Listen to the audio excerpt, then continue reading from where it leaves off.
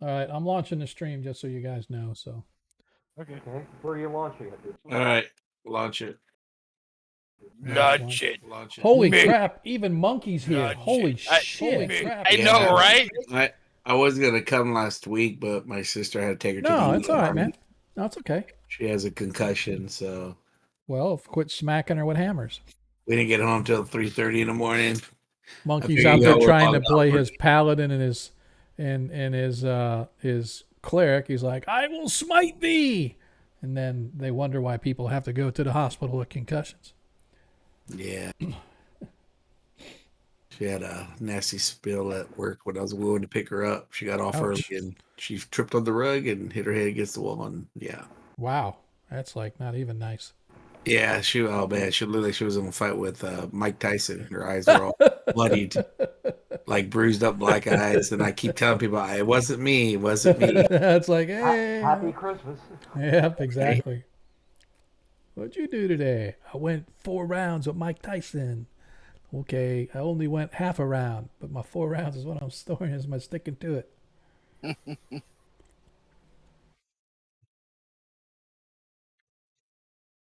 Look, I got the teeth marks on my ear to prove it. You know, they actually, dude, he apologized for that. Oh yeah. Oh yeah. Yeah. He had a moment with Jesus. Yep. He's okay now. He's still a little bit crazy, but he's down to earth now more so. Yep. Yeah. I can kind of understand you're in the middle of battle and you're just frustrated because you're not doing what you want to do, and I get it. Yeah, that's what I do with my students. My students get out of hand. That's what I do. I bite them in the ear. I headbutted a guy once in armor, and I was like, "Oh, I shouldn't have done that. I'm not supposed to do that." Yeah. I headbutted a guy from Norwegian, an exchange student.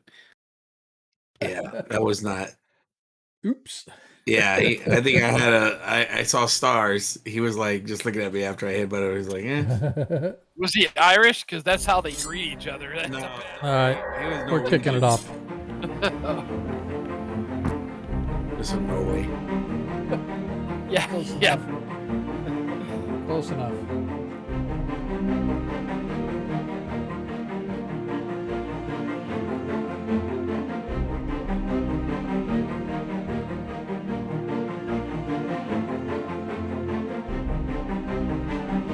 That was a stupid thing. I was frustrated with my own performance, not his performance. He was just able to block everything I threw at him.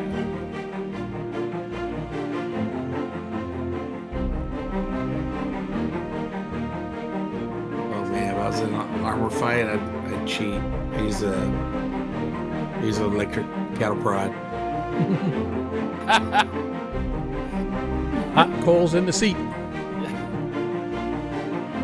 Cattle prod, though, that's a good idea because that metal would just transfer everywhere. Exactly. Yep. Heat metal ain't no joke, man.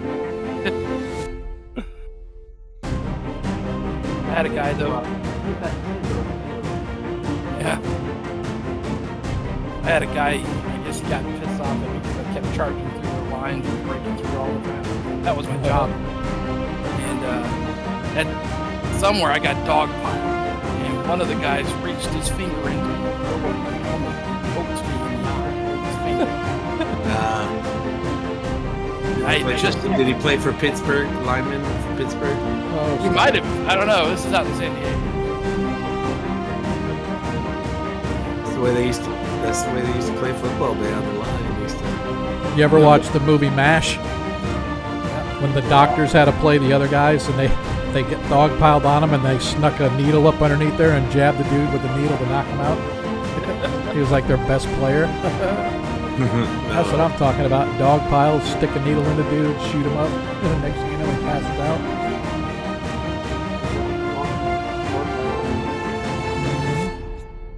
Yeah, there was a Mel Brooks movie like that too with a dog pile called History of the World. Yeah. Oh, yeah. Everybody. Take a pack of those? Yep. It's good to be the king. Good to be Right. The peasants are revolting. You're right. Just stay on ice.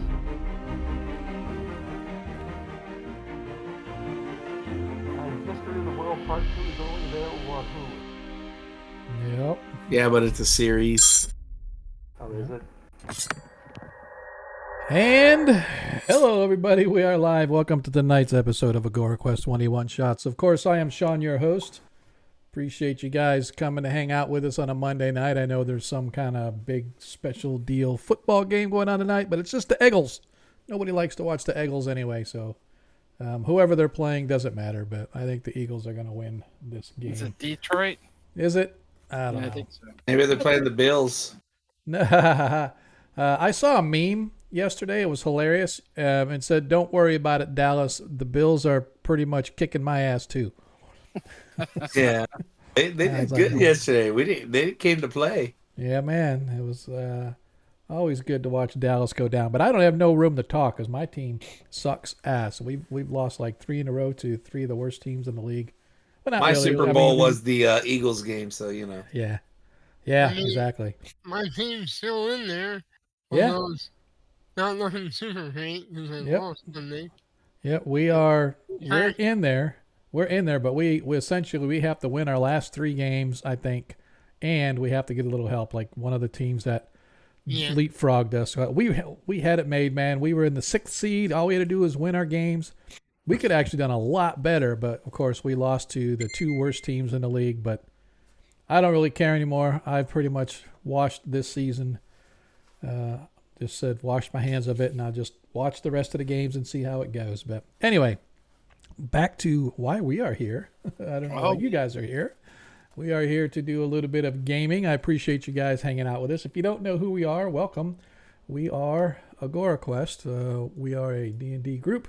Of course, you can catch us every Monday night here on our 1st edition stream. Every other Friday, we have a 5th edition game. Different players, different locations, same world, World of Greyhawk. Currently, we're in the Free City with this particular group. Our 5th edition game is up in Perrinland. So, like I said, if you're new here, please, man, click that follow button. Spread the word about us, trying to get our numbers up a little bit. So we're right there on the cusp of 300. So it'd be kind of cool if we were able to get over that hump, but doesn't really matter because as long as you're here, that's all that matters to me. If you really want to kind of follow us, whether it's on X or not Facebook, but YouTube or whatever the case may be, Discord, come find us on Discord, !socials. Just hit that and it will give you all of our links. I just put it up there right before the stream officially started, so it still should be there. But anyway, if you guys want to do that, it'll give you all of the links that you can find us at, including Greyhawk Creatives, which is a Greyhawk group. Here on Twitch, we have our own little team page, Twitch TV/team/Greyhawk Creatives. Go there. You can see a whole bunch of other content providers. I encourage you to go, I encourage you to go check them all out. Give them all a like, follow. If you want to help the players during the course of a weekly stream, for this stream only, you can go in and trade in your tokens. As you watch the stream, you earn your tokens. You can trade those tokens in for natural 1s or natural 20s. Those last for just this stream. So I encourage you to get them in early so that the players will have a complete session opportunity to use them. It allows them to swap out any dice roll with the nat 1 or the nat 20 that you provide them. Currently, although normally I don't carry them over stream to stream, I know Varus had one last week, but that did not carry over. However, the party does have 4. Those are the 4 that I gave you guys a while back from my birthday, I think it was. So I went ahead and carried those over. So though Varus did not get to carry his over for the week, I do have the 4 that are carried over previously. So the party will still at least have 4 nat 20s that they can use for tonight's session. Additionally, if you want to help support the stream as well as support the players, for every 100 bits that you cheer, and by the way, I'm not sure if it's only on some streams or if Twitch is doing it for everybody. I'm not sure, but I was just over on GM Hartley's stream. They're doing some kind of a really goofy made up one shot. It's really hilarious when I was watching it.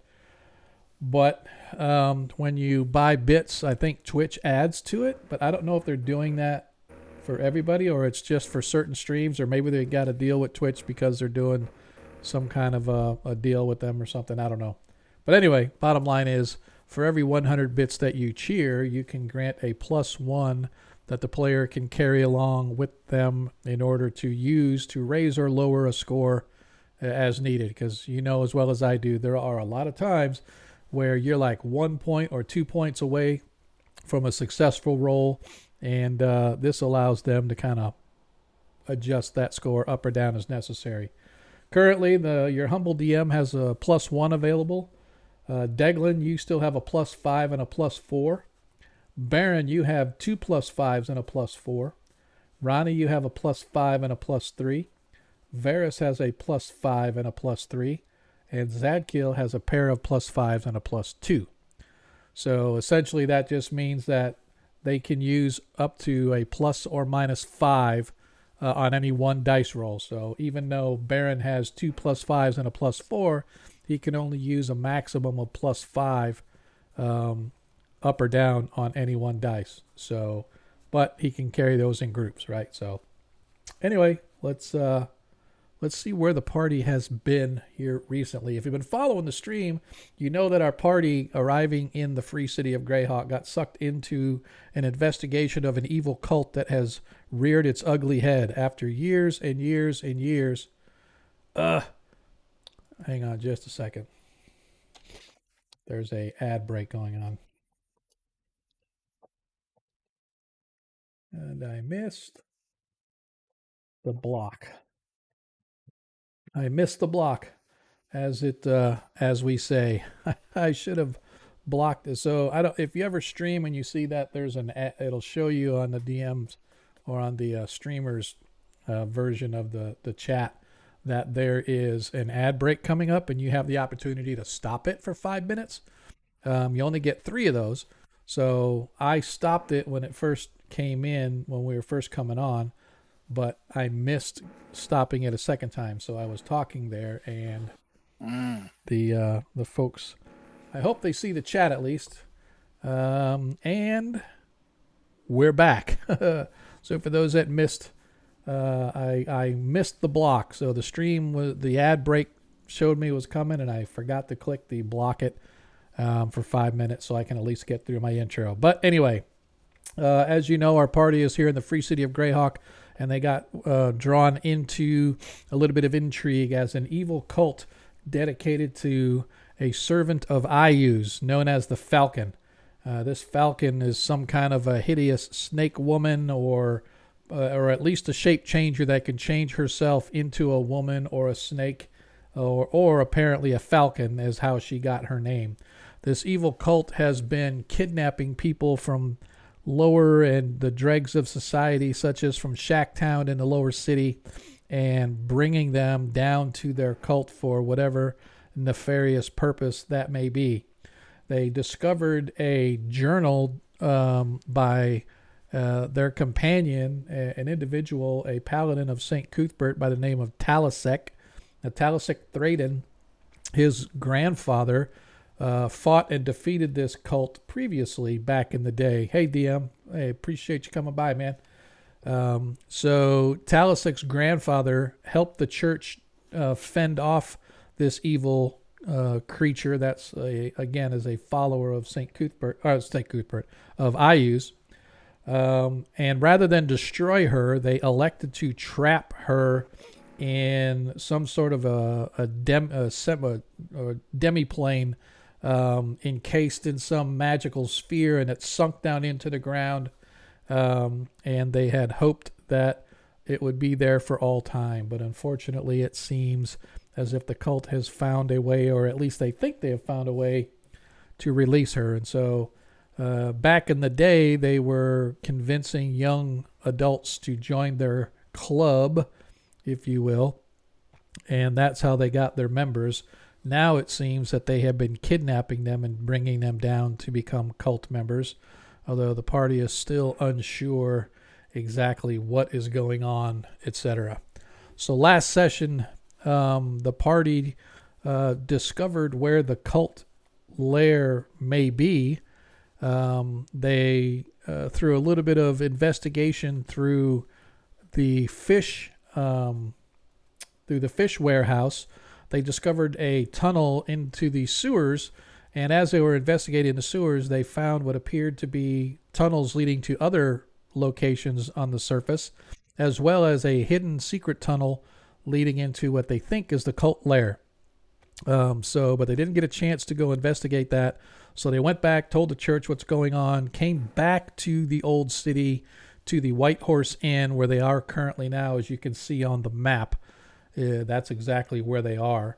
Directly across the street from the fish warehouse, where they know that there is a secret entrance into the tunnels below.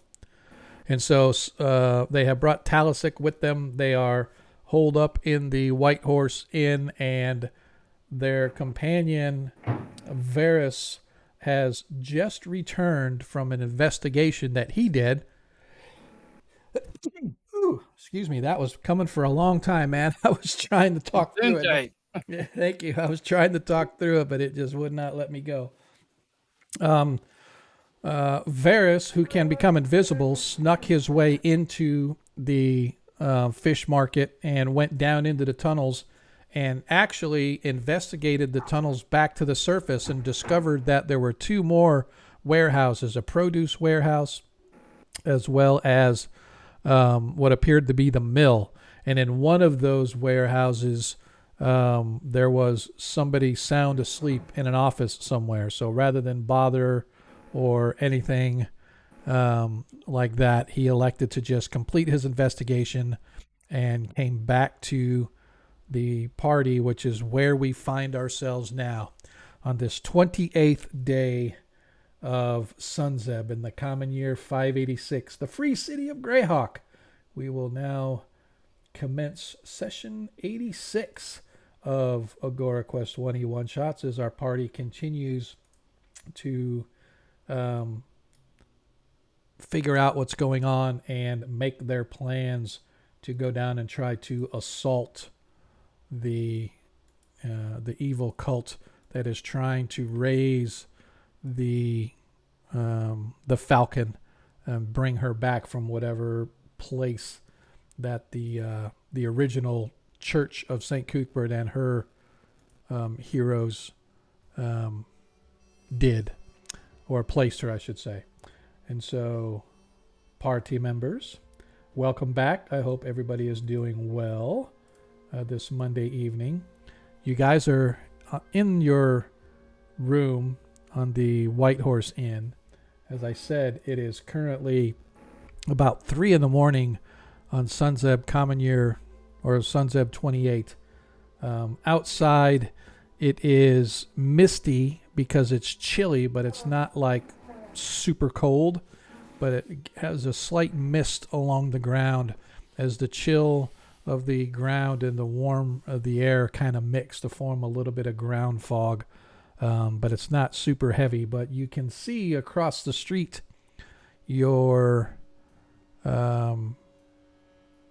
path into the sewers if you wish to go back and take it in the White Horse, or in the fish market, which is directly across the street from the White Horse. What do we wish to do, gents? Varys has just come back to report what he found below. Oh, did we ever? I don't remember. Did we ever figure out how to cross that bone thing? No, you guys. You haven't known that yet. Yep, I know that you guys. We have discussed the fact that you have a fly spell. You have a couple of potions, like a spider climb potion, as well as a levitation potion. So the thought was somebody could levitate, because you could levitate. I think it's like 600 pounds. We said when we looked it up. Somebody could hold on to another body, levitate up, and then the person with fly could sort of drag that across. So that counts for 3. There are, if I recall correctly, 1, 2. There are 6 of you now. I know that Varys could probably try to climb walls because it is rather rough going across, or the tunnels themselves are not smooth. They are not quite completed. They're still being worked on. The floor on the other side of the bone pit had become much more smooth, like they've got stone and like they're finishing their entries, if you will. But on this side, as well as the walls, they're all still relatively rough. So Varys could probably climb walls if he wanted to attempt to do that. But anyway, so you guys sort of have a plan, I guess. But I'm not 100% sure what you guys want to do now. It is, like I said, well, I accidentally hit the time thing to go ahead, but it's actually like about 3:30 in the morning right now. So I did have another alternative to get across. okay. I have a spell called Wind Walk. Okay. I have it on the scroll. It's actually, but I think it's out of my level to cast. It is. It's a 7th level spell. You have to be 14th level to cast it. So there's no way to cast that. Well, you can, but there is a percentage chance of failure. Would I know what the percentage chance is? Would I know the likelihood of it being successful? Remember, I can cast spell scrolls too. Yep. Although you probably don't want me Okay. trying to cast. Baron says a lot. Aren't there plenty of other tunnels we haven't gone down before we bother wasting resources to cross this bone pit? Well, it's through a secret area, so it is definitely not a tunnel that anyone can just go down. Yeah, the whole reason that you guys already gone down like all the ones pretty much in that area. Because I just went down the rest of them. So it's 5 levels above me. My chance of spell failure at my level is 0. Yeah. But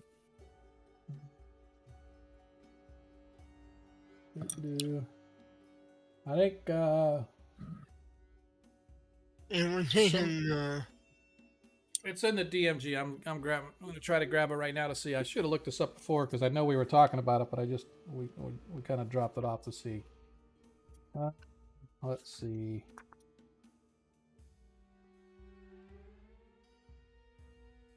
All right. So the level difference. If a spell user acquires a scroll with a spell of a level not yet usable, the spellcaster can still attempt to use the spell. The chance of failure or other bad effect is 5% per level difference between the caster's present level and the level of magic at which the spell could be used. For example, a first level magic user finds a scroll with a wish. The chance of spell failure is 85% since your wish is cast at 9th level. The wish is a 9th level spell. And 18th level of magic use. So 18 minus 1 times 5 is 85. So in your case, it is a, just to double check, Windwalk is a 7th level spell. At what level can a cleric cast 7th level spells? I'm pretty sure it's 2 to 1. It's like 14. But let's just check to be sure.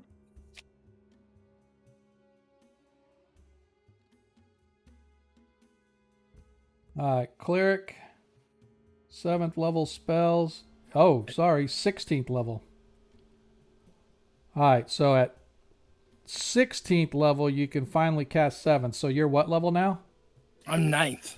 All right, so that is a 7 times 5 is a 35% chance of failure or other bad effect.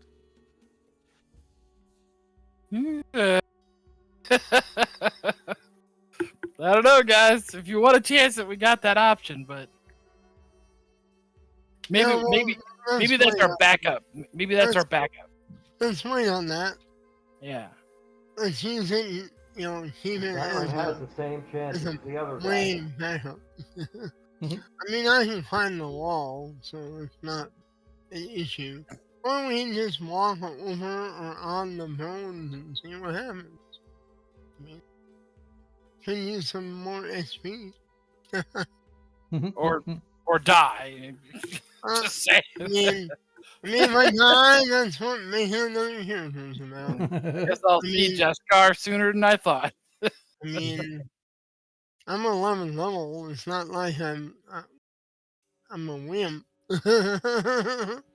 But you know, let's make sure we're all got all our resources ready, Yep. and you know, bring some potions and whatnot. All right, let's. We got Paladin coming. We got 2 Paladins with us. Yep. Because Yeah. you know, we're taking the guy with us. So Yep. our Sure. friend. So we got 2, and he's going to be wearing his gear. So he's going to have his, you know, armor and sword or whatever from his father. So Just trying to mitigate risk is all. Oh yeah, I know. We've already done many risky, foolish things. Exactly. It wouldn't be any different. Welcome to being an adventure. Well, we still got to get down there. How are we gonna get down? We're gonna still take the fish house exit. Fish. Well, I warehouse? mean, I know 2 other ways now. However, one of them had somebody. It was the mill that had someone sleeping, right? Him? I'm sorry. Yes. Was it the Hang mill or the produce place? I'm pretty sure it was a produce, but I'll yeah. double check on Might that. have been, yeah. Pretty sure it was because the mill, it had the on the north end where the doors and stuff where it had the big carts and stuff sitting there. So Oh yeah, so yeah, so you it was were it was in worried the about yeah getting in. yeah there was all the gates were locked on the mill. Everything was locked from the inside except for the one door. It was locked from the outside, so everything else was chained on the inside. Yeah, so Well, would that other one be a better option than taking the fish house? Because they already know we know, or they we're guessing they know that we know about the fish house entrance. They may not know about the others. well the problem is they're chained on the inside, so we definitely have to go the secret way. Which we Right. could, because I know which way to go now. So All right, let's do that then. Okay, as you are sort of discussing what you guys are doing, Baron notices movement across the street. As you guys are talking and he's sort of glancing out the window, you see movement across the street and you see a trio of individuals coming from different directions suddenly meeting up by the fish house. Quickly slipping in through the door, they disappear. Probably 2 or 3 minutes later, you watch another group of maybe 4. Again, all arriving individually. Okay, wearing blue robes. No, they don't appear to be wearing robes. They appear to be wearing just regular street clothes. But they're huddled up, cloaks over their heads so that nobody can see their faces. And you could see they're furtively sort of dancing from shadow to shadow before they slip into the door, going into the fish warehouse. yeah, I mean, And rooms after they get in there. in Admiral Akbar fashion, I whisper, "It's a trap." I know. So if this is pretty active, we may not want to use this one. Maybe the other one's not as active tonight. Yeah. I mean, either way, we're probably gonna have to deal with them. Or we could follow them in once they go in. And then put the cloaks on and try to pretend like we're them. I don't know. Well, I mean, then we at least get a little closer before we start attacking them. But Yep. we might be fighting from the moment we walk down there, because you know That would be who bad. knows? Well, we don't know if anybody's seen any of us. So Well, they know who we are, so Yeah, it's not like yeah, I mean, they don't, I mean, yeah, his name's son is Athens. It sounds like No. it sounds like the members are getting ready for the coven meeting.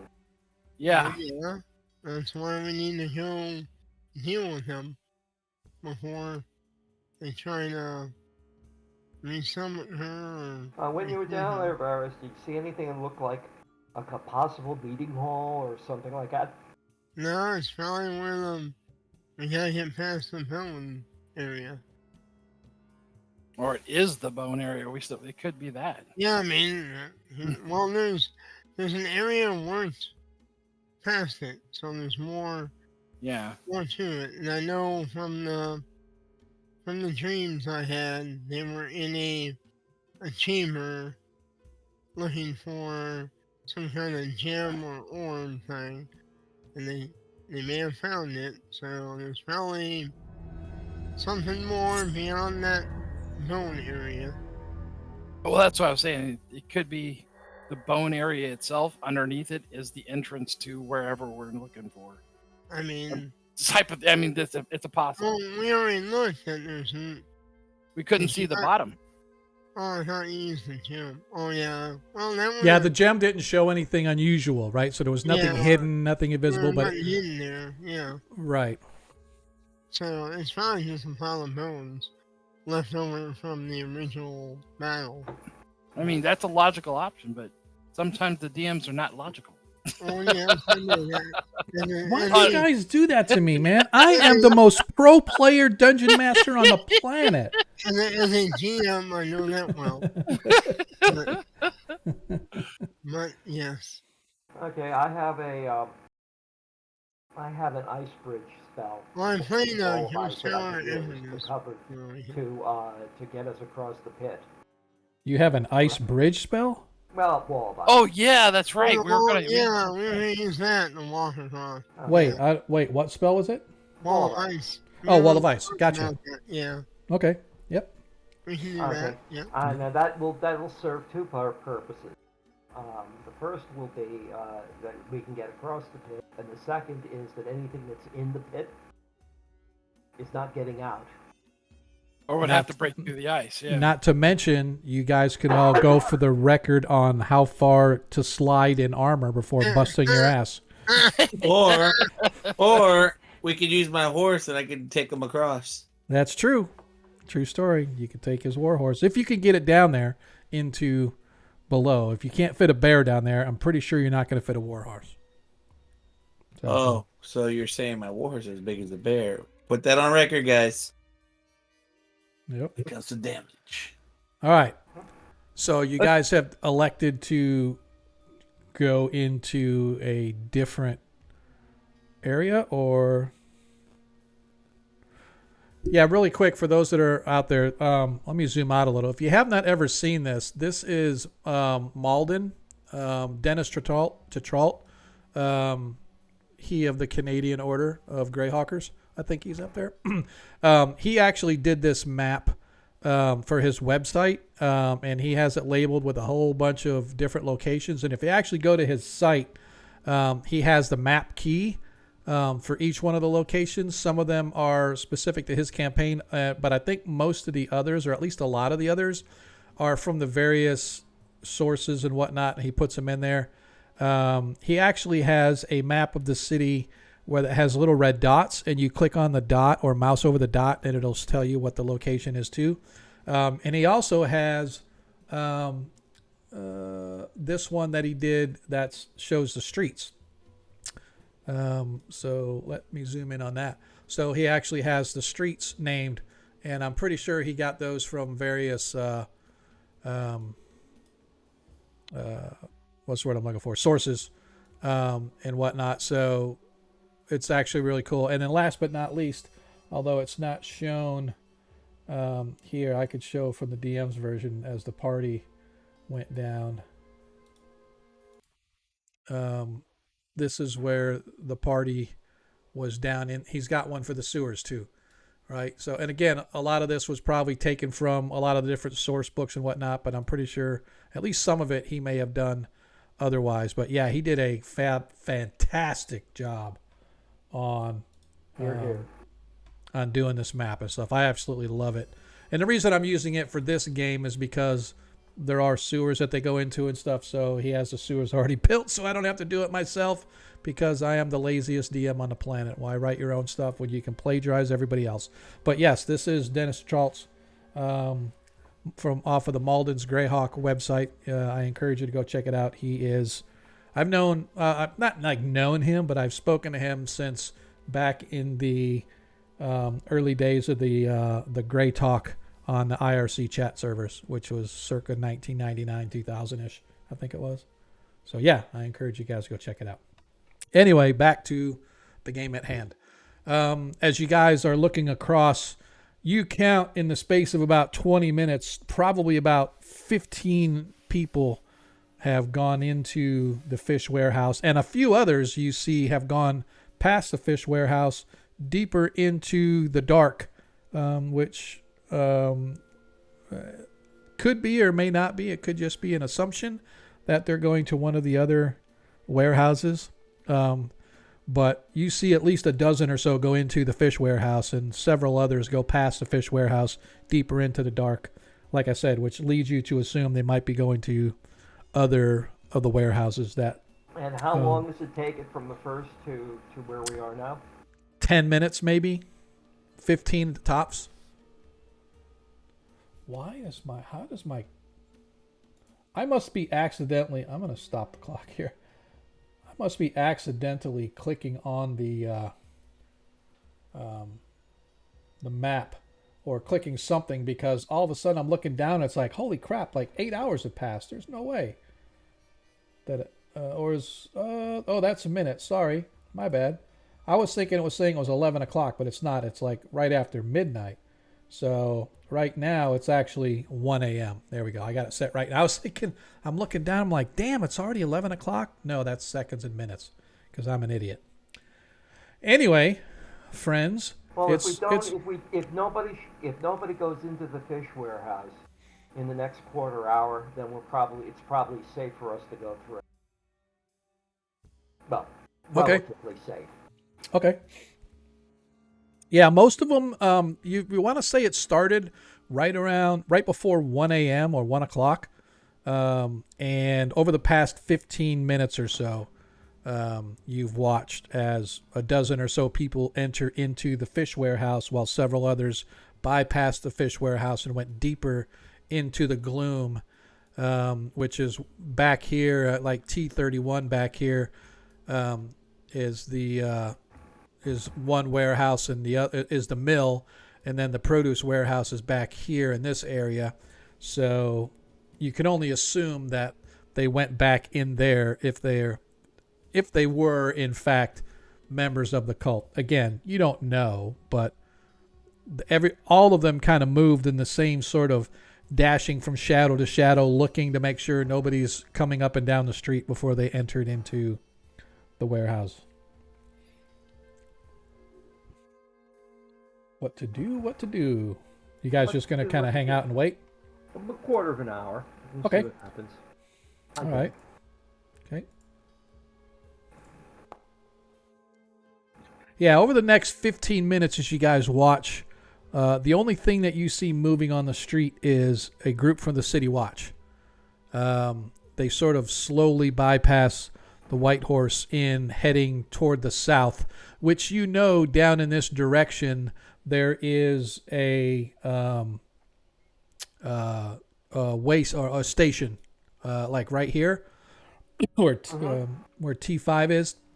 That is a station, or there's the City Watch station.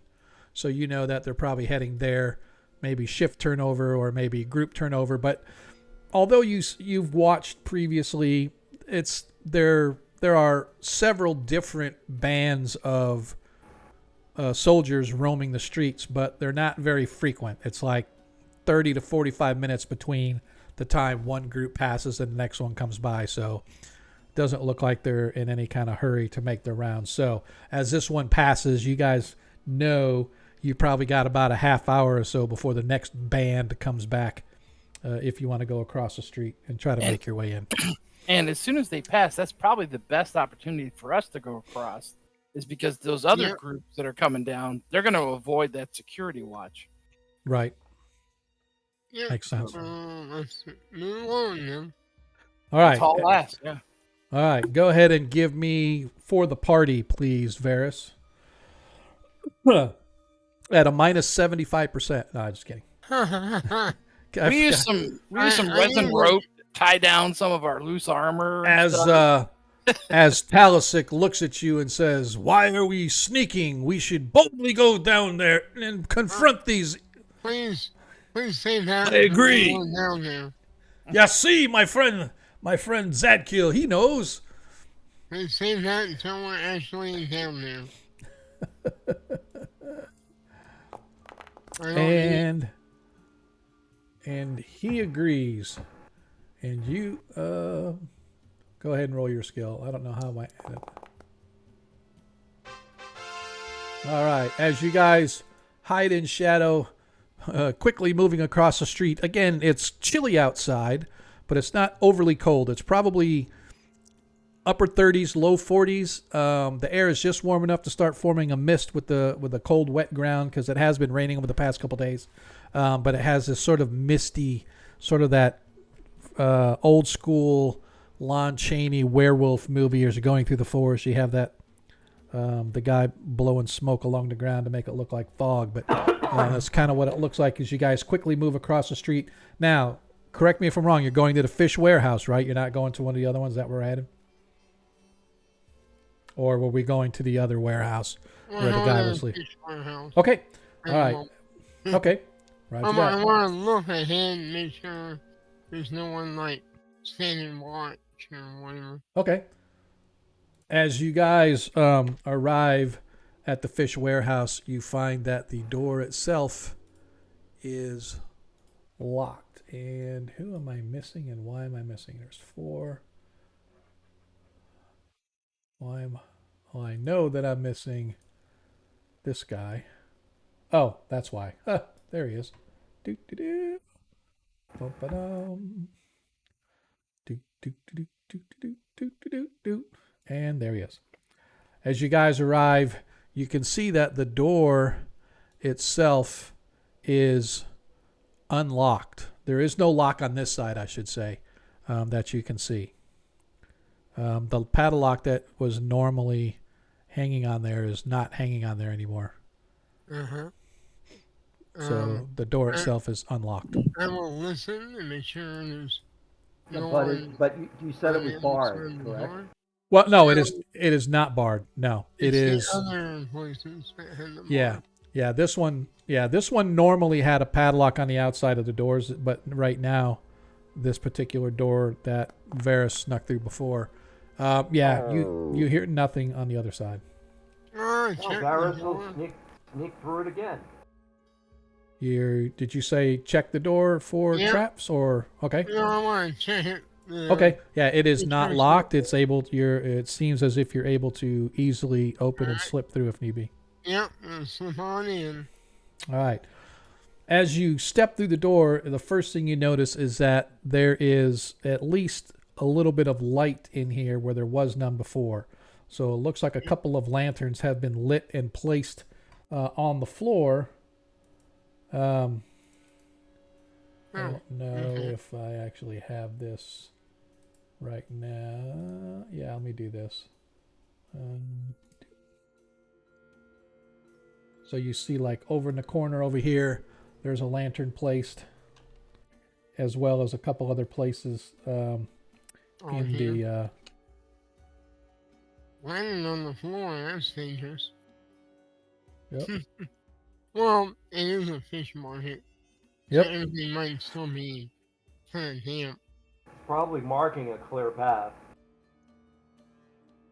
Well, yeah, people didn't come in here. So, I'm gonna also keep on the lookout for any place that might be like where people would hang up their personal cloaks. Okay. And I'm gonna consistently detect evil every once in a while. All right. Your evil is it's a 60-foot range, right? Mm-hmm. I can't. I can't see anything, so I'm not gonna be able to move anywhere. Well, there's lighting on in here, so. Oh, there we go. Let me go ahead and Do I refresh see this. these, I'm things? Yes, yes. As soon as you sneak in, you see these two look to be putting the trap door, or not the trap door, but they're doing something with the fish over on this side. So you can't tell if they're workers or whatever, but they have their back to you, and they appear to be cutting up some of the fish and tossing it into some kind of a box or something on the floor between them. But they do have their back to you. Alright. I'm gonna make the quiet sound to like hold my finger to my face Okay. and look at Zantil. And then Okay. I'm gonna turn invisible and he'll have a look Okay. at what you're doing. All right. As they're cutting and turning, you can see that when one turns, he is wearing one of the charm necklaces with the clawed hook, and it looks like they're filleting the fish for possible cooking or something like that, and they're tossing it down into a carry bucket. Alright. Go ahead and give me a move silently, please. Oh, sure.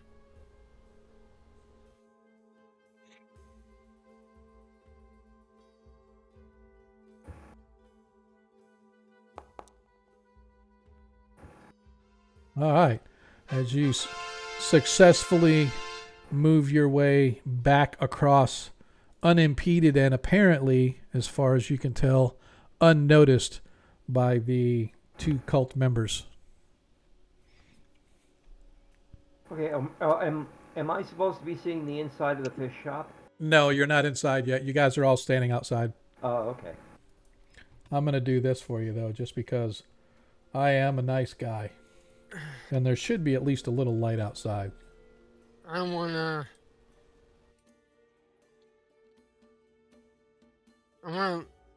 look at Zan. Well, I wanna pull Zantil out with me Okay? and like walk around, like reappear around the corner and just motion everybody to come around the corner. Okay. Can you guys see now that I put the light there? Yes. Okay.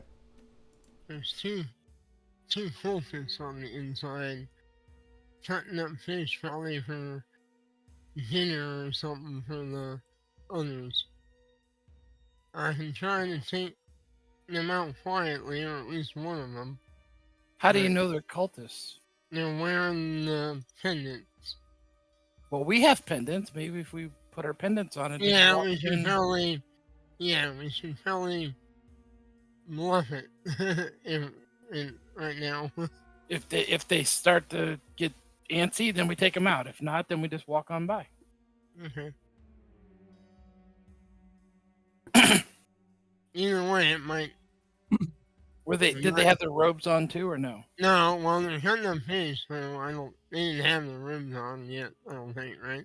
Correct. They were just wearing normal clothes, just had the they pendants. They probably don't want fish chips all over that. So. So I'm gonna take my robe out and put it on. Yeah, I think all of us should. And we have a spare one from one of the ones we captured. We can give that to Talisic. As Talisic looks and says, "Thank you, my friends, but I shall not be wearing these cultist garbs." Right. So you wanna start a fight now then? No, I shall remain here guarding just in the event that something goes wrong, and I shall come to your aid if necessary, but I shall not disrupt your... I was intending to go down because they're probably gonna give us the fish to carry down if they believe us. So yeah, that'll save their lives actually. Yeah. So as he sort of weighs what you say, they're either gonna believe us or start screaming. So, He says, "Give me the robe. If they believe you, then I shall follow you as if I am one of them following after you. And if they do not believe you, then I shall come to your aid and defend you and slay the fell creatures before they can do harm to anyone else." yeah, not so loud, but yeah. Not the robe, just the necklace, right? Yeah. Oh, just give him the necklace?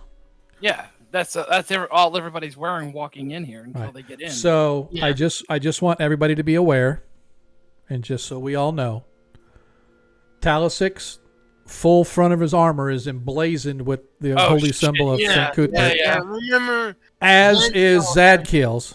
yeah, Zadkiel's shield is emblazoned with. yeah. We gotta wear the clothes, or it's gonna be no hid from the get-go. Yeah, and I wouldn't want to cover my stuff. My character wouldn't, you know. Well, okay. Yeah, because I'm a paladin. Plus, he's very he's starting to get high on his horse now that he feels like he's in station. I tell you what, you all have fun. I'm leaving Greyhawk.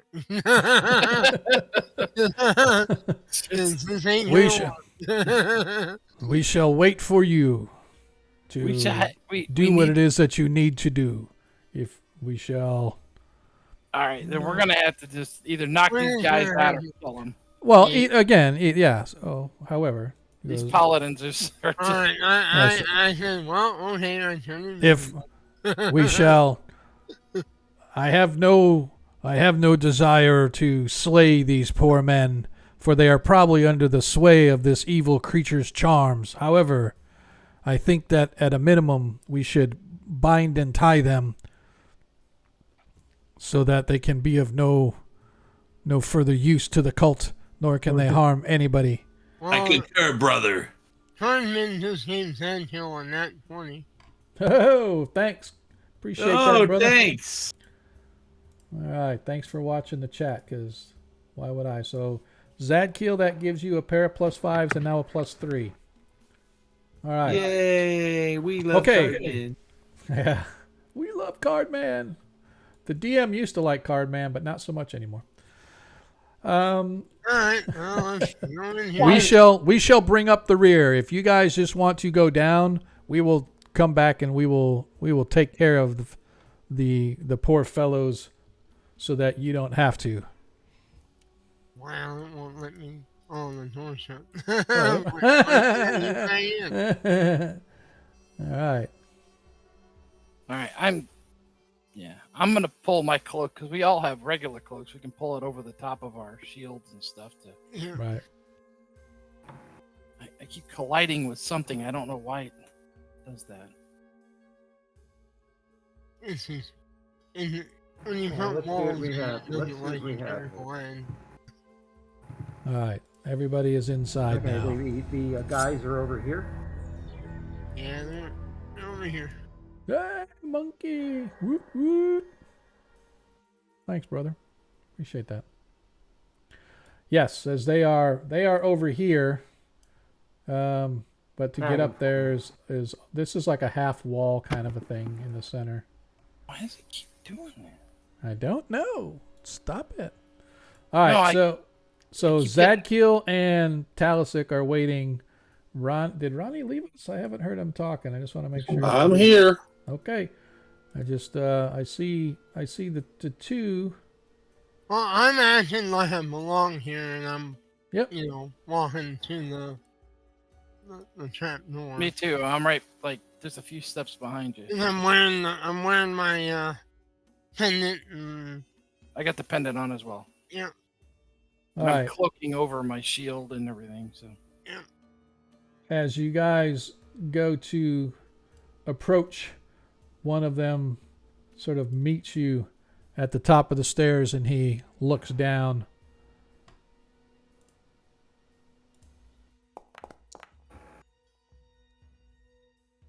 Sort of nods in your direction. nod back.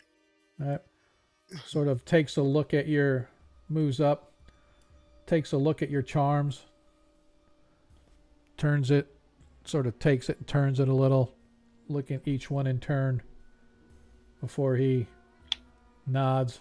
You're late. And he better hurry.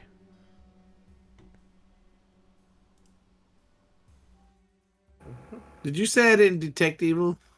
You actually, as from where you're at, no, you don't detect any evil. So. Darren will cautiously make it across to the office. So you guys didn't follow him up the stairs. Well, no, they did. He's actually he came up and over to where the office area, right out front of the office, where he met you guys. Yeah. And then he checked your pendants, and then said, "Hurry, you're gonna be late." And you know Zembak. He does not like late. Zembak. He says tonight's the night. As you guys get over to the main office, and he goes back to carrying along his. I look at Zancho and make the slit throat sign. All right. Well, I'm in here. All right. So you guys are going to go down the ladder? Well, I mean, we're going without the paladin, so let's Yeah, go- I know. As you guys go, Zadkill and Talisic come strutting through. As they come, and suddenly you hear one of the other guys say, "Oh shit, it's one of them."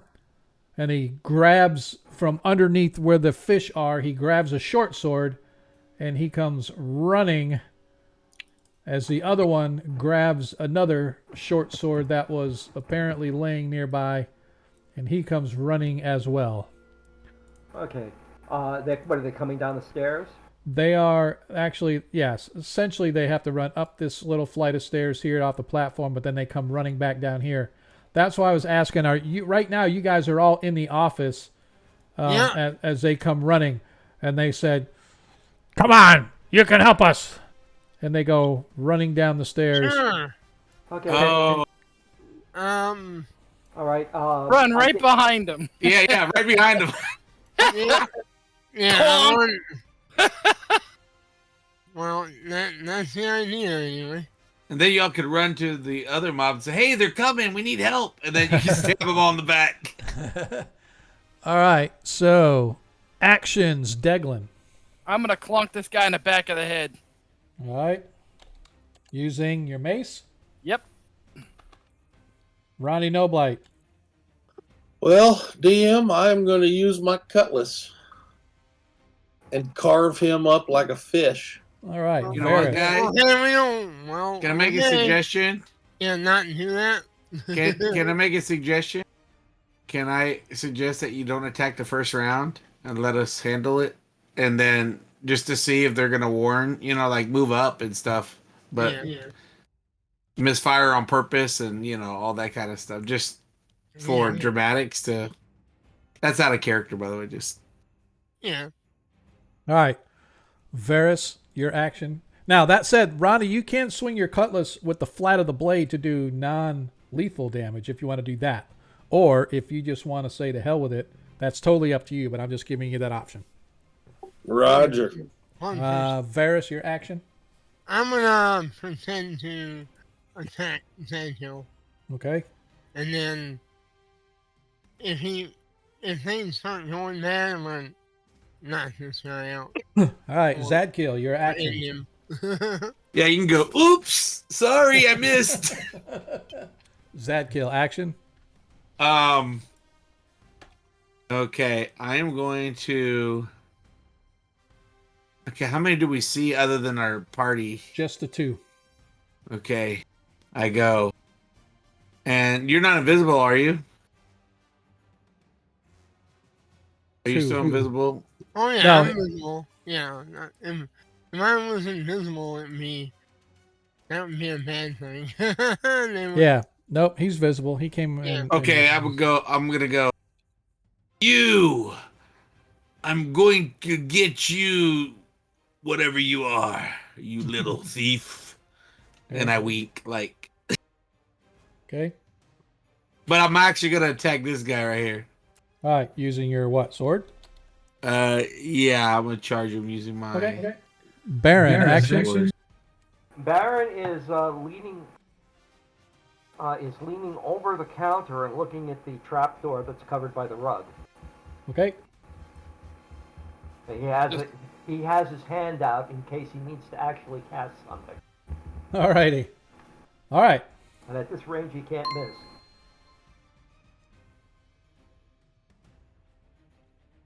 All right. All right. So Baron, you are up first. So you are just sort of hanging out. Yeah, I'm watching the rug in case Yep. I'm watching the rug in case somebody tripped an alarm or something. Gotcha. Good plan. Deglin. Holy crap, that's zoomed in. I know, man. That's what I said. It's like, what? So I So- said, I don't know why it does that. I turn it off all the time, and then whenever we go again, it's right back the way it was. So anyway. So he didn't want me to attack. Well, that's you No, don't know do that. what you though. want. You do what Yeah, you want. I'm just he suggesting. didn't know that. He was just thinking that, hey, these guys are thinking that you're coming to help them, and then, but if you want to conk them on the back of the head, man, have at it. It's totally up to you. I would like to do that. Yes. I Okay. think. So Now this is non-lethal damage. correct. I'm just trying to knock him out. Yep. Gotcha. Oh, I didn't put any pluses since it's coming from behind, but I rolled a 1 anyway. So Yeah. Well, I just go flipped ahead. him. I'm just pulling my weapon out. Sorry about that, bro. as you swing, just as he moves out of the way and steps, and you sort of swing and slam right into the wooden wall right next to it. Remember, And he sort of looks over his shoulder for a second, like, what the hell's going on? Seeing you struggling with your mace, he's like, whatever. Ronnie Noblight, you're up, sir. remember we have 4 nat 20s. That's If you true. really want to use one. Damn, I know these guys all want to be pacifists, but I have died already at the hands of these monsters, and I'm out for blood. Roger that. Go ahead and roll.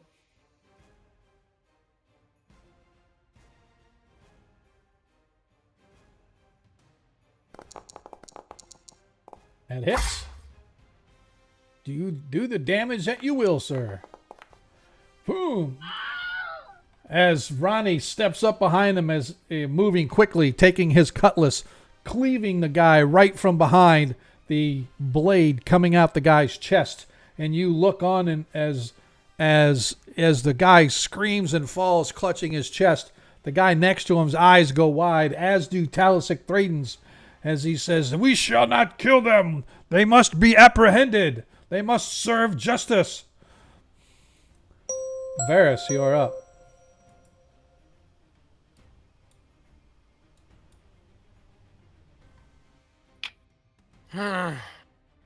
Totally up to you what you want to do. You can tell the paladin, no hablo. Yeah, my blade accidentally turned, and I sliced him to death. Instead of flat of the blade to the head, I cleaved his head clean off. Well, this guy probably turned around now. Well, he sort of slowed and turned and looked, and so he's I'm gonna kind try of and knock him out. okay. So you can now remember again. You can still do all of your normal attacks and damage. It's just non-lethal damage. So only half the damage is actually real damage. Yeah. Look at how he falters to the peer pressure. Hey, I want my him. Who knew? Oh, it's a hit. Who knew we had a lawful good thief in the group? And,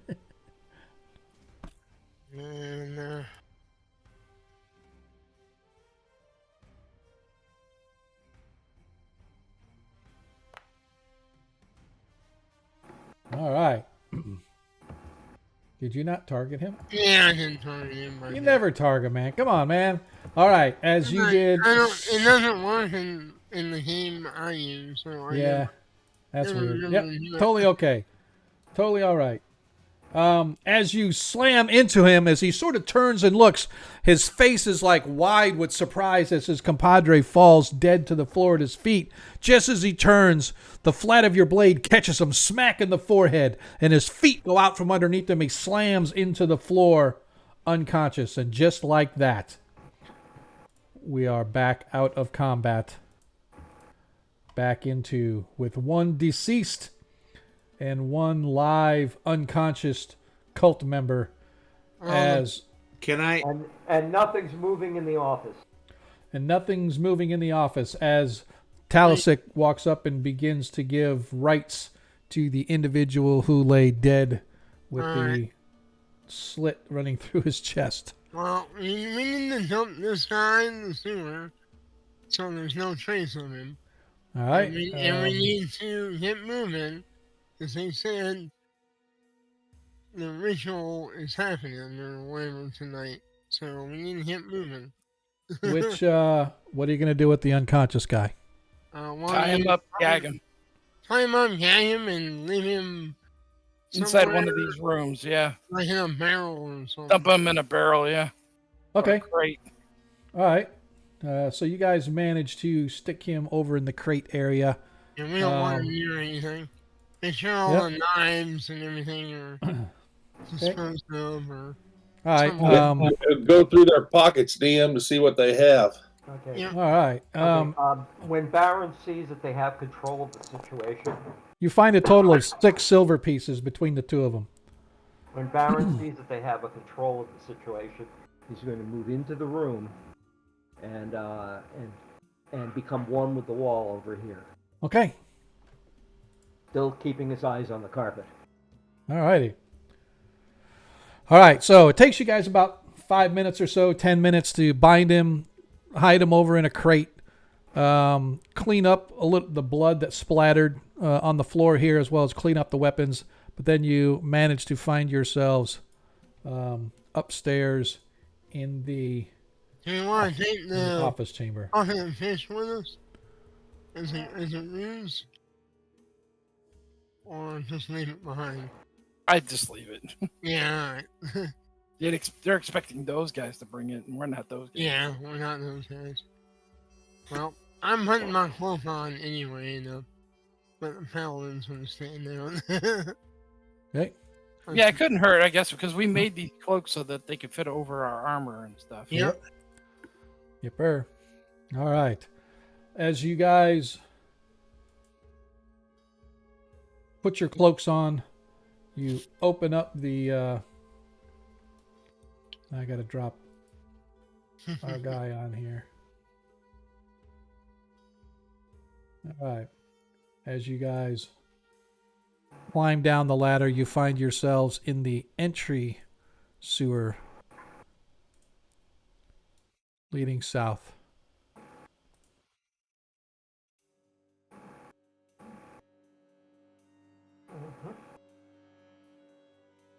Is that everybody, I think? All right. Everybody? Yep. As Varys begins leading the way, you guys follow, traipsing in a few inches deep of sewage and muck and mud. Okay, well, it seems that since Baron seems to be the last one again, he's going to look behind him. Actually, you got one more behind you. Zadkiel is just kind of hanging out there at the top of the map too. So Okay, then he's going to try to get up in between somebody. okay. We're in a safe position. Hey, here he comes. Let's zoom way out so everybody in the world can see how far behind Zadkiel is. Blind in the sewers. As you guys come around the bend, you can see the entryway to the branch tunnels that lead back up into the other areas. Yeah, we may have to use one of these to get out if things go bad or something. But, Or, my friend, we can stay in the sewer and find a entryway from one of the sewer holes. There are many sewer entryways with ladders leading to the street level if we need to. Oh yeah, you probably know those. I do not know. Okay, where now all what those- exactly? Okay, Baron's stopping outside of this niche. What exactly is this in here?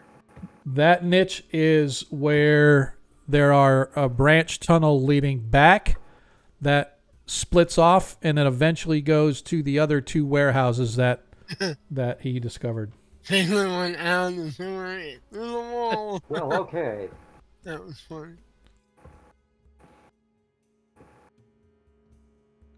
So yeah, so essentially what happens is the three warehouses have tunnels or ladders that lead down into the sewers, and they all converge into this one main tunnel here. And this is a branch. I don't know why the DM doesn't work, but up here, this is a branch where they can go. I need to change my color. That's the problem. Like my DM color is like so light you can't see it. All right. Yeah. And when Baron comes up to here, what does he see here? That's really nothing. It's just part of the sewer. Okay. Yeah. So it It was. doesn't see any ladders or anything. Like No, there's nothing leading up as far as this area goes. But you guys get to the end of the sewer, and you find yourselves at the end where the door. You're at the back of a door. You know on the other side it's a secret door. Oh, for God's sake. Yep. I detect evil. Can I detect evil? Hey. Yeah, go ahead and detect evil. All right, I put my hands up. Detect evil. Oh, Talisic radiates heavy evil. Oh, I'm What? sorry. I thought you detecting good. Sorry. Like, we've been had from the beginning. No. Thanks for the resub, Iger. Appreciate it, man. Mm. Don't know if you did it on purpose, but I'm glad you did. I had to Alright. refresh my screen and it did it. Ad break ends in 1 minute. All right, we're gonna let the party kind of catch up. So you guys get to, as I said, you get to the end here.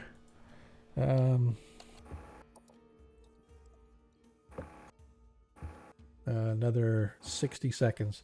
And just to refresh everybody's memory, including our mage, where did he disappear to? I don't know. He disappeared somewhere.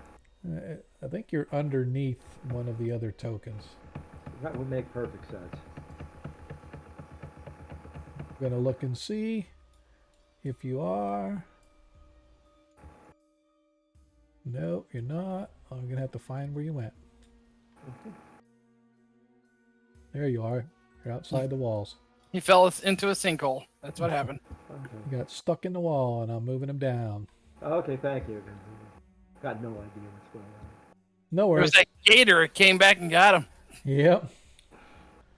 As you follow the group down, you can see now though, right? Yes, I can see.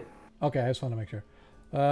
As you guys get down to the end of this tunnel, of this what we call the entry tunnel, at the very end down here is a door, but you're on the back side of the door, and the party knows on the other side it's a very seamless door, a secret door in the sewers themselves. And so I just wanted to kind of wait and hang out and wait for the group to come back. I appreciate you guys going through that ad. Not sure what all you missed. I don't know how long the ad ran for. However, our party has left the upstairs of the Fish warehouse. Yeah, as you guys went down the fish warehouse into the sewers below, and they have been following what we call this entry tunnel all the way down to the end.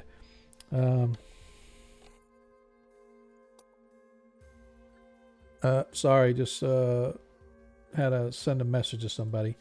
And so you guys I should say they moved down the end of this hall, and at the end of this entry sewer is the back of a secret door. They know on the other side it's a secret door that's seamless with the main sewer. And so opening the door, I assume you guys are going to enter into the main sewers themselves. Is that correct? Just want to make sure. All right. Do. And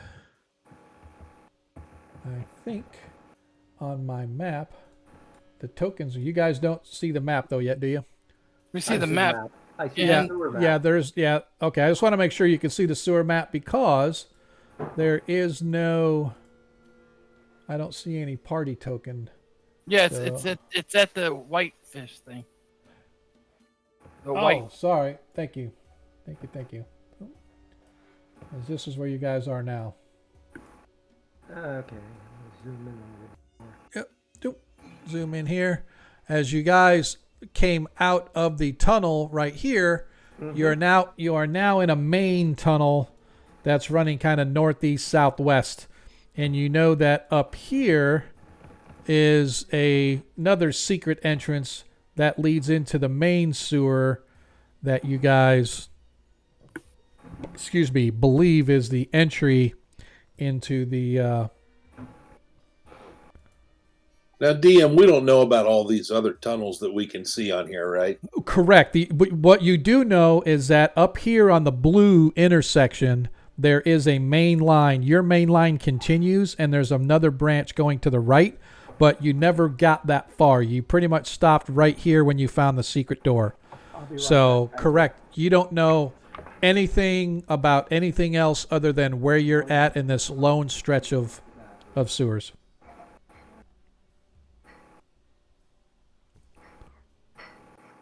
Well, So- gents, I just think we should investigate these sewers all around. Not at the ceremonies tonight. We need to Yeah, we interrupt don't- that shit. Yeah, we don't have time. We left. You guys killed one guy, another one's tied up. If he is found or, alerts them, it's over. I might have pushed that gag down a little too far. We also, I mean, we also Code red. We didn't Sorry. say it was tonight, so Yeah. we need to see this through. Okay. So as you guys follow along the tunnel for probably 50, 60 feet or so, maybe 80 feet most, you easily, now that you know where it's at, you easily manage to discover the other hidden entrance that you guys found before. Okay. What I missed. Somebody gave you a nat 20, Sean. DM, thank you, sir. And see, folks, this is what happens. The DM reaches out and you give him a nat 20 and he gives you a subscription to the channel. How much you love that? Thanks, DM. Appreciate it, brother. And that is a nat 20. Thank you, kind sir. I appreciate that. Hopefully I'll get to use it this stream. I'm sure I will. Party's getting close. All right. As you look, again, you can see the outline of the door. Varys, you see it very easily with your sharp eyes, having found it once before. What do we want to do? Open it. Okay. You open up the secret door, and beyond, you can see as feel I. like you belong here. Okay. Oh, yeah. So, I mean, well, a lot of times you're like, oh, I want to check for traps, whatever. So I just wanna make Yeah, sure. well, I mean, no, it's not a trap. Or at least Alright. as far as I know it ain't. All right. As you open the door, sorry, hang on a second. My wife's asking me questions here. Oh, it sounded like a parrot going off in the background. No, she's like, message. So, long story short, my wife was tired of me not answering my texts. So I gave a voice thing to hers that every time she texts me, it says message, and then it gets louder and louder and louder until it's screeching. So that I'll get tired of listening to it and answer her. So, Okay, so basically what you did was you sent a howler. yep. All right. So anyway, you open up and you can see, as I described, the entryway in the tunnel goes for maybe 15, 20 feet or so before it becomes a complete 10-foot wide, 40-foot long pit. And I might as well do this too, just because. You can see it's full of bones. Okay. Now, are the bones up to the surface of the sewer? Well, this is technically not the sewer, although it is a sewer map. I just didn't have another one that worked. This is just a plain dirt tunnel. Looks like it has been recently worked out. On this side, it's still relative hard-packed earth and stone or earth walls. On the other side, you can see that they've started laying what appears to be smooth obsidian tile, sort of like they're making this their entryway, although it is still not completed. Several patches are still open where there's dirt exposed. You can still see that the tunnel has periodic, about every 20 feet or so, has the T-bar crossings like a mine would do in the old days. They had the support beams and stuff and columns running down the tunnel as they're completing this tunnel. But yeah, for most part, it's hard-packed earth and stone on the floor. And these are the bones here?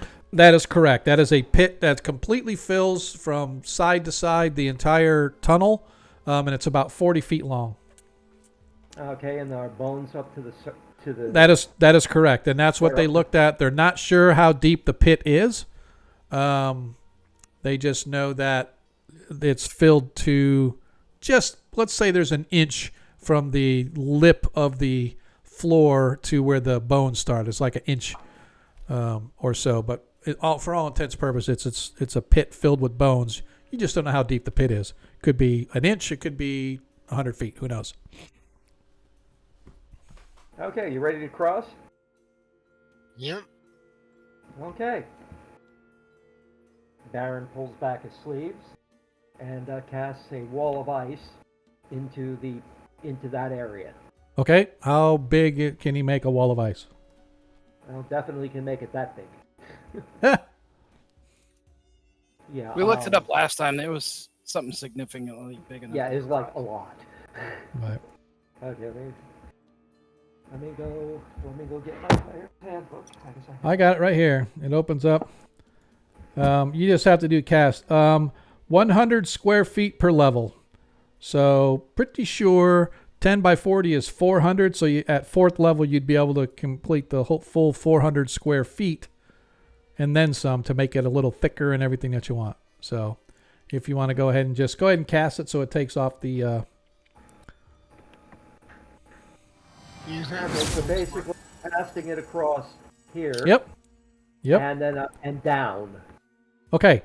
As you cast the spell, you guys watch as suddenly there's this shimmering that starts beginning to cover the ice, or begins to cover the bones as a sheet of ice just rapidly expanding from the edge of the pit where you're at all the way across. And as the magic sort of takes effect, you suddenly watch as the bones underneath begin to shudder and shake and claw and clamor and scrape at the wall that sort of settles down like a heavy block of ice just sort of sets down on top of the bones. But you can hear them scraping and rattling and slamming themselves against the base of the wall of ice. But you now... Yeah, according to the I think I've got 900 square feet of ice. Yep. It can go down pretty deep. Yep. You, as a magician, realize that the pit itself is only about 1 foot to 2 foot deep. 2 foot in some places, 1 foot in other places, but it's completely filled with bones. So your wall of ice just sort of settles down on top and through everything, sort of freezing things. But again, you can feel and hear the bones rattling and scraping along the base. Would the weight of 900 square feet of ice be crushing? Well, I mean, I'm sure it would break and do some of the stuff, but... Okay, so I can tell that it's not a very deep pit. Yeah. Okay, it's not a It's a very trap. deep pit. This is some type of trap to keep out unwelcome guests. Okay, well, we'll just walk along the sides of the tunnel and hold on. Oh, then I'm sorry. I'm dealing with No trying worries. to out my lost player. No worries. No worries. So did the spell fail or something? No, the spell worked. But what he realized was as he started covering the bones with ice, they began to move and clamor and scrape at the ice. Ah, so it is a trap. So it was some kind of animation, and the ice created a big block of ice that sort of settled down on the bones and pushed them down. And he realized that the pit itself is only 1 to 2 feet deep in places. But it's full of these bones, and even though this huge heavy block of ice is on it, you can hear beneath the scraping and clamoring of bones are still scraping along the bottom of it. But you still have a clear walkway of ice to walk across. Yeah, let's get across in a hurry then. Okay. Before- Does that clamoring and scraping stop? No. Because now they're No. encased in a wall of ice. Well, essentially, there's still some that weren't. I mean, they're all sort of pushed down, right? But you can still hear and feel them scraping along the bottom, but they don't appear to be Making any headway? correct. All right. Well, we can then we can just cross very carefully. Okay, and get onto the other side of the pit. I use the wall to make sure I.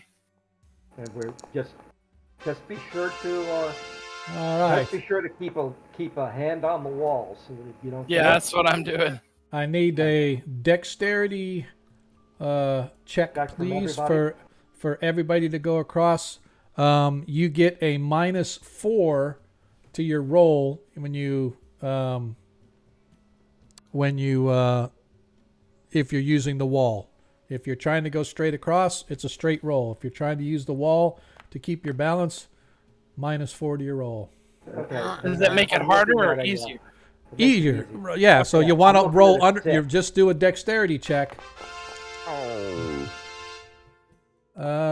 Ronnie Noblight.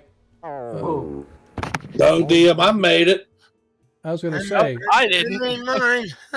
Oh, Thank God for whoever Deglin of little faith is. Hang on a second. Ronnie, your dexterity is 10. You rolled a 9, so you should have passed. I don't know why it said you failed. I'm not sure. Oh, I know why. I think if...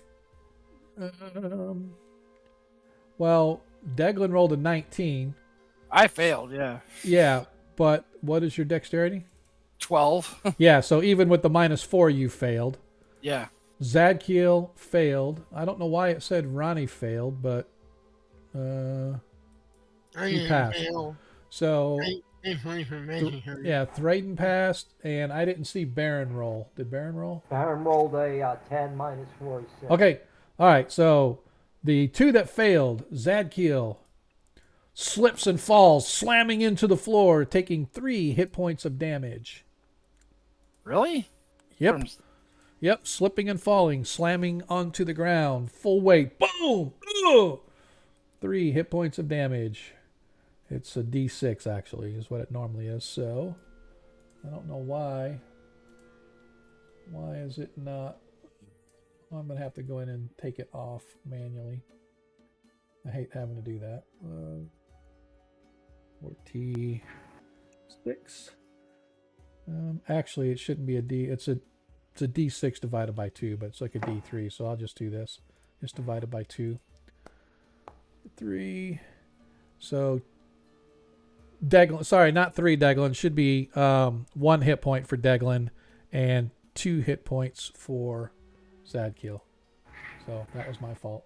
It was supposed to be divided by 2. I just can't read. Alright, so Zadkiel took 2. Deglin took 1. And now you guys can crawl your way across. Oh, I hate this thing. This blue screen that keeps popping up with actions. Oh yeah, I know. It's kind of annoying. I understand why they do it, but I think if you put it in a spot where it's out of the way, then it'll never be in your way again. All right. As you cross, Varys, give me a hear noise, please. Oh, there I am. Always last to the party. Come on, whatever it is. Oh, okay, good.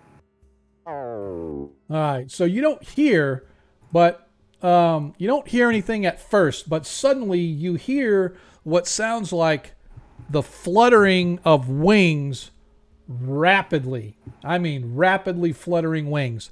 And suddenly, appearing out of the darkness before you guys, you see these hideous looking, I want to call them like they're almost like bats, but they're not bats.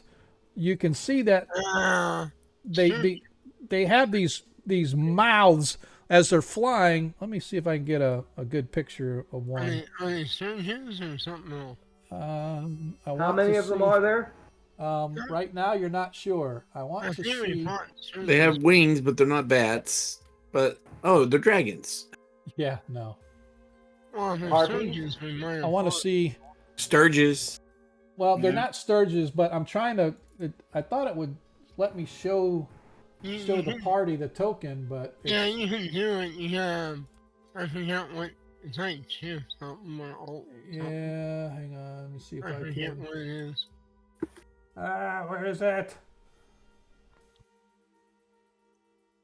Oh, I can pop it out.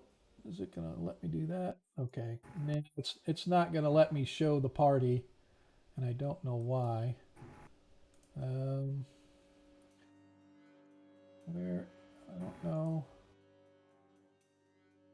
There used to be a way that on this one, because I can see the picture, but I can't. I want to be able to show the picture on the other screen over there. So I wonder. Yeah, because I'm not a, my viewer account doesn't have rights to see, but these things, if you were to look at the, I'm going to see if I can find a picture of it. I've got the. I'm gonna do this. I am going to download it, and then I am going to drop it in the Discord chat. I apologize for those on the stream that can't see it, but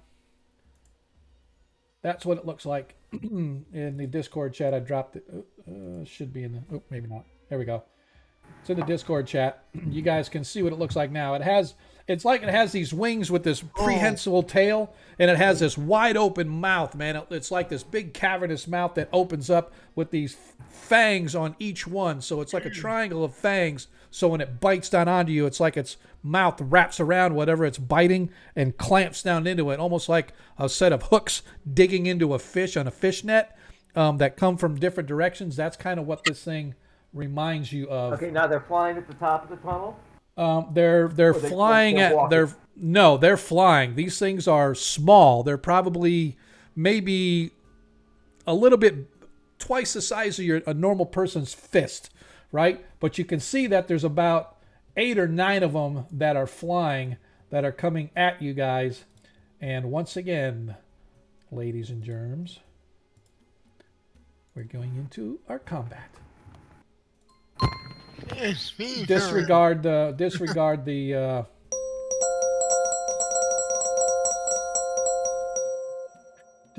order of initiative. We're going to be re-rolling initiative here shortly, because we need to get actions as we move once again into combat.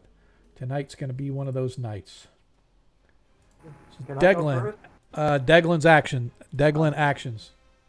I'll just be swiping at him, I guess. Okay. Varys, action. Invisible. Okay. Ronnie. Spell DM. Roger that. Zadkiel. Attack DM. Okay. Using your sword, I assume.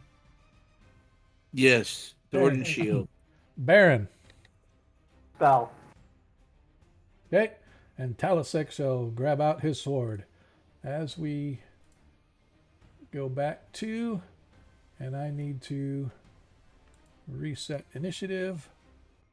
And now we are going to... Where is it? Ah! Not this. Where we go? There we go. Mm-hmm. Hang on a sec. Why did it not? Now let's try this again. And...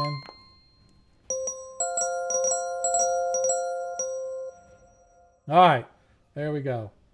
As the creatures come flying in. First one Okay. rushes in to attack Talisic. Oops, I guess Did we I should win say- initiative? No, you did not. Oh, well. Oh, okay. I'm Got still the- looking at 3 and 4. Yep, I got the, yeah, no, it's, because that initiative wasn't supposed to have been rolled, so. Alright, so the first one comes flying in here, and he's actually attacking Deglin. Oops, a little too far.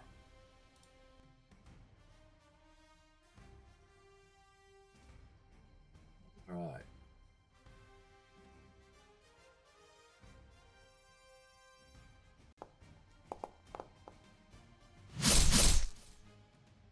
Oop, I don't know why it rolled it twice, but its attack misses.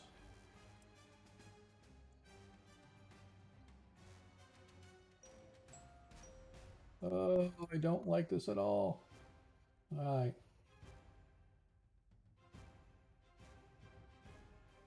Let me see what their movement is.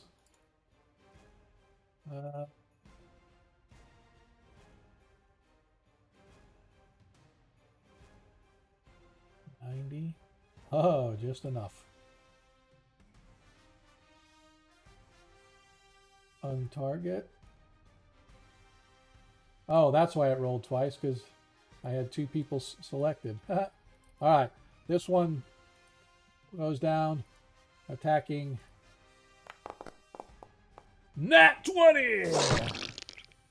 You guys watch as this thing suddenly, it grips around as Talisic goes up to sort of defend himself with the shield. It manages to get past the shield, and its huge mouth opens up and almost like a vice comes around and slams down you with a sickening sort of sound. And it clamps onto, and you hear him yell out in pain as the incisor-like teeth burst through his armor plating into his arm.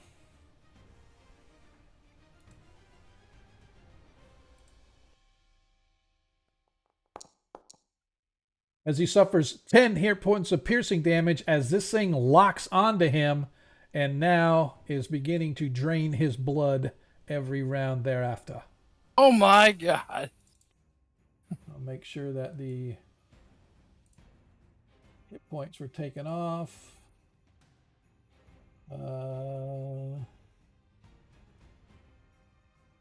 Yep, his hit points were taken. I just want to make sure that the hit points were off. Yep. As this thing bites onto him, and now it does 1d6 damage automatically every round. That's what it's like. He seemed Literally. familiar for some reason. They're very much like Sturges, only as another one comes flying down, attacking Deglin.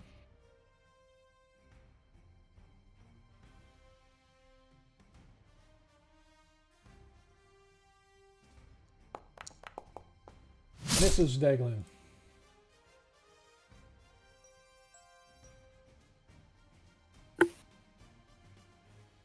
Comes flying down. This one targets Ronald. Ronnie Noblight. You watch as this hideous thing opens its mouth trying to grip down upon your exposed flesh. It bites down as quickly and as hard as it can, but misses badly as you easily swat it away with your offhand. Like a pimp. Yes, sir. Bitch, get off. Comes flying down. This one at... comes flying right at Baron.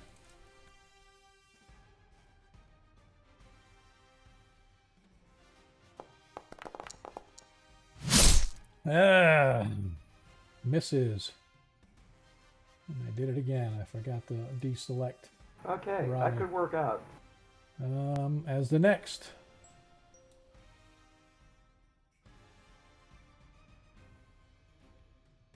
This one can't quite get to anywhere as it gets right to there. Come on. Ah!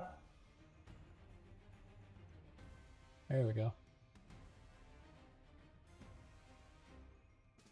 This one comes down. This time targeting Varys before he can go invisible.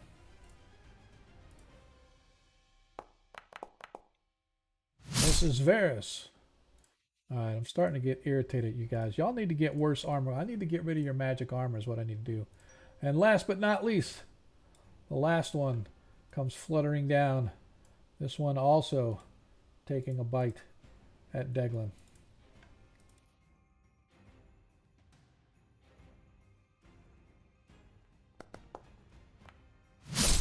Oh, so close as it misses. All right, I just want to... So I just want to give a quick description. These creatures range in size from 2 to 6 inches long. Their soft bodies are overall shaped and covered by a tough leathery shell. All organs and exposed areas are completely covered by this shell that sort of surrounds them, this leathery shell. Beneath it are its mouth, legs, and sensory organs. The mouth is triangular and completely surrounded by sharp teeth. The numerous legs that it has are short and sharp, barely functional for movement, but effective for digging in and holding onto any material softer than leather. These have legs that have adapted to allow it to hold onto its food or prey in order for the mouth to successfully attach. So the legs themselves are like barbs, but the mouth, like I said, sort of clamps over the cost. Let's see. Although if forcibly removed, so you can grip and grapple one of these things and rip it off, but you will take 1d4 damage by ripping the thing off as well. Let's see. Just trying to see if there's anything else on here. A single creature will inflict a maximum of 30 hit points before it is quote-unquote full and drops off. If anyone makes successful Thaco and dexterity rolls, it is dislodged at a cost of 1 to 4 hit points of the victim. So when you go to hit it, if somebody else attacks this creature and swings at it and swats at it and hits it, half damage is transferred to you. What else? I just want to make sure that just so that I can get all of this together. Yep, it remains attached until it is completely sated or until such a time. So, in other words, if you want to rip it off without, like in other words, instead of swinging a sword, if somebody wants to grab a hold of it, you have to hit it, first of all, and then you have to make a successful dexterity check, or is it save? Does it say saving? Yeah, dexterity roll. Make them both, and you will successfully get the creature ripped off, whoever it's sucking on. But that person will suffer 1d4 damage in doing so, which I guess is better than taking critical damage from a longsword or something like that. But anyway, now that we have that sort of the gist of it, Varys, you are now invisible. So you're invisible, and now you can move to wherever you need to move to or want to move to. Well, yeah. So if I stab it on an ally, I risk hurting my ally more. That is correct. Well, you know what? I'm just gonna try and stab this one in the back when it turns to attack someone else. Okay. All right. Before, Yeah, trying to I get attack you. it before it knows that. Gotcha. Understood. Baron. Baron casts a one-segment spell, and he sends out 5 magic missiles, 1 to each of the 5 closest. Oh, nice. All right. Go ahead and roll. Okay, now, let's see. I got to. Let's see. Okay, how do I select these things again? I think the easiest way is to hit the token controls on the left-hand side navigation. Click that, and then you hit the little target, and then you hold the control button, and I think you can select each one that you want to target. I think Okay, that's how. let's see. I think that's how we decided it was the easiest. Okay, so let's see. I have to get the magic missile screen up, right? What's that? Never mind. Okay, Sorry. let's see. All right. I'm wild. Okay. Old guy, no idea. Because I know that I have accidentally selected myself by clicking on it. Yep. So can you see the stream thing? So on the left-hand side, there's a navigation, and the very top left-hand one looks like a body. Yeah. If you click on that, and that'll open up a second column. The top one's a square. The one underneath is a target. Okay. So click that target, and then go over and hold the control button, I think it is, and then maybe it's a shift. Yeah, hold the shift button Okay, down, got it. and then you can select whichever ones you want. Okay. Well, that's one. Don't go. You gotta hold the shift down. Don't release the shift. Just hold it down and start clicking each one that you want.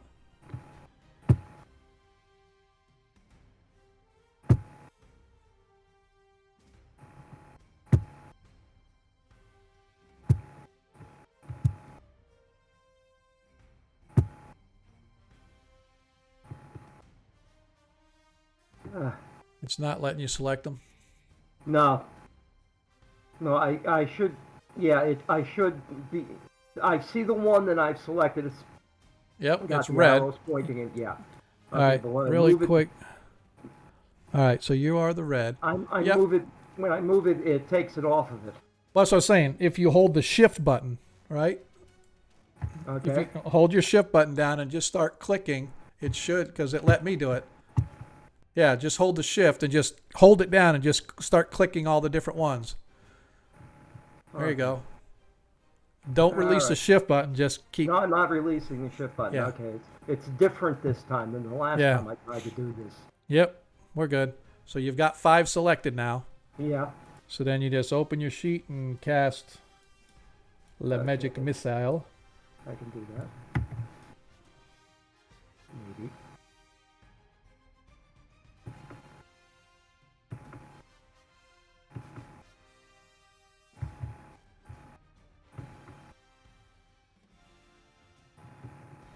Okay. Combat.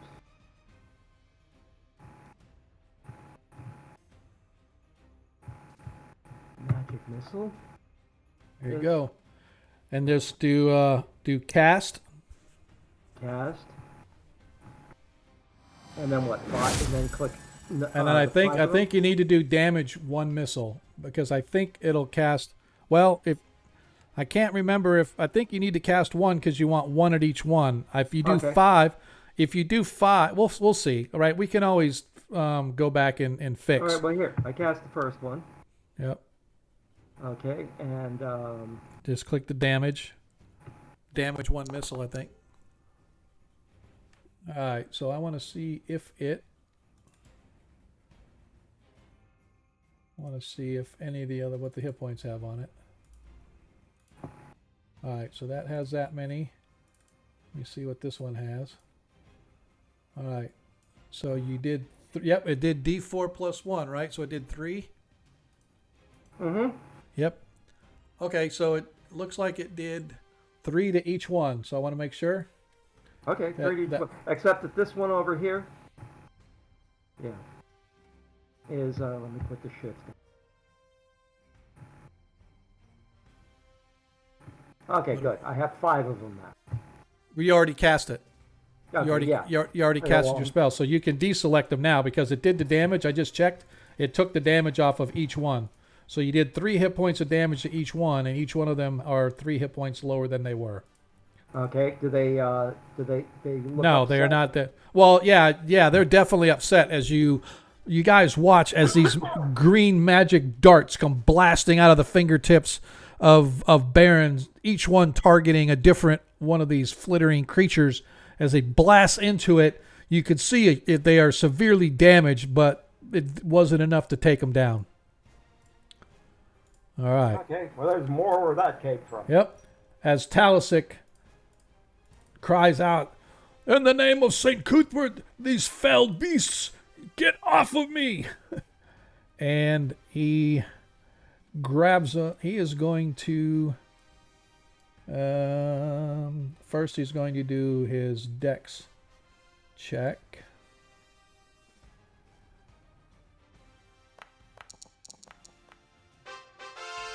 As he successfully made his dex check, and now he is just going to it doesn't have, I'm going to have to do the sword, but he won't do the damage. As he hits it, so Talisic suffers 3 hit points of damage as he manages to free himself from the beast.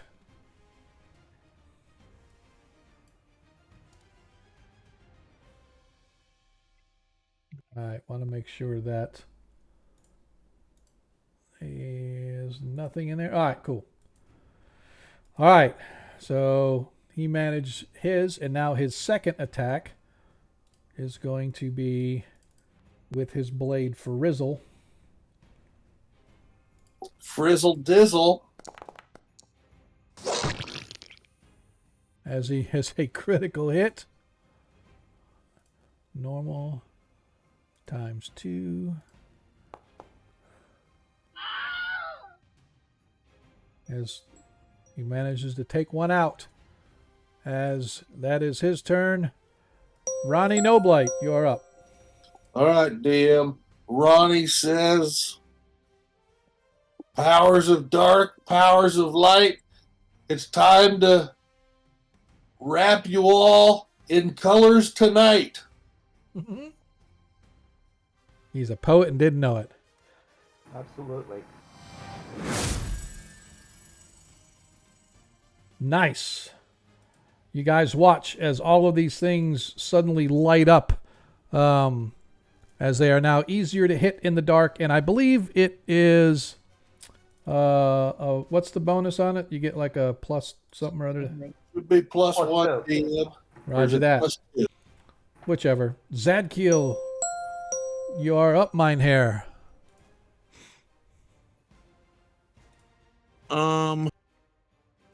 Plus 2 to hit. Plus 2 to hit. It should automatically figure in. You can move, by the way, Zadkiel, if you want. These creatures aren't on the ground. They are flitting around in the air around you guys. Okay. Are they small creatures? Yes, they are small. Very They are small creature. tiny are they, creatures. Are they kobold hit point? Yes, they are 1-1. Does that mean I can swat a whole bunch of Actually, I take it back. They are 1 hit dice. They're not 1-1. So no, you cannot hit a whole bunch of them. them? Okay. They are considered 1 hit die. Right. I was afraid of that. Okay. So who are they sucking? Nobody now. They were attached to Talisic, but he ripped one off and cleaved it with his blade. Okay, I'm gonna move right there. Can I do that? Yes, you can. I'm gonna hit the one on him, Okay. but I don't know how to target it. Hold on. There we go. I'm gonna move back. Yep, Okay. quick. Actually, I'll just stay right there. That'd be easier. Yeah, okay. All right, I'm gonna swat at him. Yeah. I look at the paladin and I go, "That was my line." I go, "Lords of Light." Whoosh. And let's see what happens.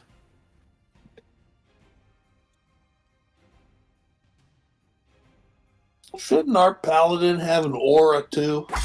He does, but it just doesn't. I didn't know how to set it up on his sheet, but I'm gonna get it set up on his. As you hit, roll thy damage.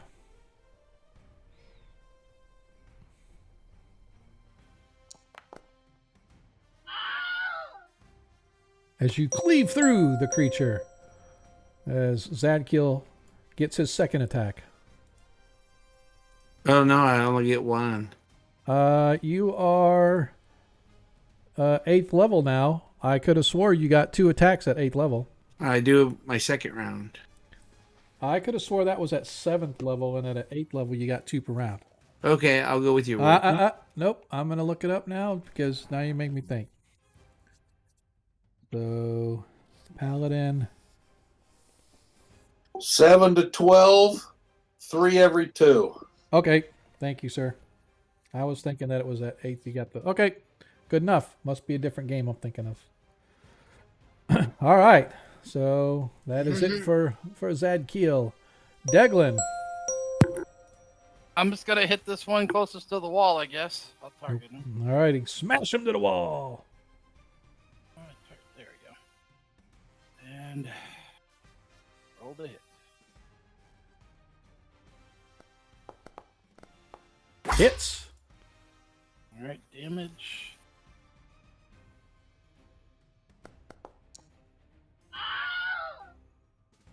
As you crunch it. Is that it for you? I'm gonna actually move if I can afterwards. Yep. Yeah, you can. Okay. Deglin, as soon as you move, you're like, oh, shit. What? Coming down the hall, you see... There's more of them! Holy shit. Better these things than a Tyrannosaurus Rex. Well, I guess. Flame on. And right behind them is a Tyrannosaurus Rex. How big is this hallway? 10 feet? Yeah, it's about 10 feet wide. Sorry, I have to go through all you guys. I apologize. Otherwise, it won't roll the... Yeah. There we go. All right. As the creatures gain the initiative, anybody changing their actions? I know that the wizards will probably change spells, but... I'm changing mine. Okay. Ronnie's using Cutlass, DM. Roger that. Ronnie's Cutlass. Deglin? I'm going to cast Dust Devil and see if I can blow these things back. Okay. Varys, you are currently invisible. Still waiting for one of them to turn to attack. Yeah, And so you I'm can just gonna backstab. stab one. Okay. Yeah. Roger that. Zadkiel, still your blade? Yeah, except I'm gonna switch arms. Okay. Baron, action. Baron, spell. Spell. Okay. And Talisic is going to move up toward Deglin to take the brunt of the incoming creatures as we move into our next round of combat. All right. First of all, let me see. This first one is right next to Deglin as it swings around.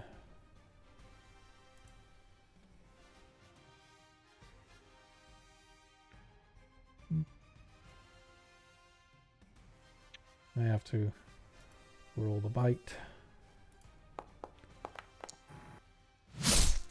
10 misses against Deglin. Okay. This is the next one. This one's attacking Ronnie. Okay. Ronnie, no blight. As this creature... Oh, I did it twice. Yeah, I missed both anyway. Yeah, he don't want to attack me, DM. I know, but I have to go through the motions. Otherwise, people think I'm favoring you. Everybody knows that they love Ronnie. All right, as this one comes down, attacking Zadkiel from behind.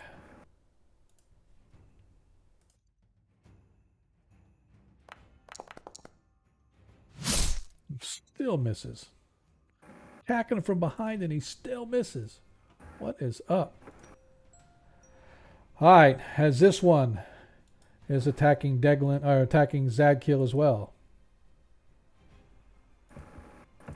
Oops. If that hits, I'll have to take 4 off. Oh, good. It missed anyway. I forgot to remove the 4 bonus.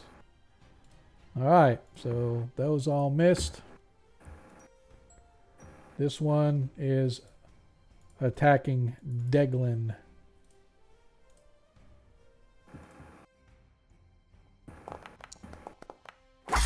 Hey, as he hits Deglin.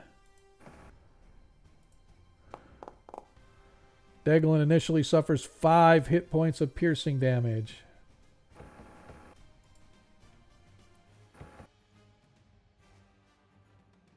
And now the blood drain has been applied to Deglin successfully. Which means I cannot cast a spell in that condition, correct?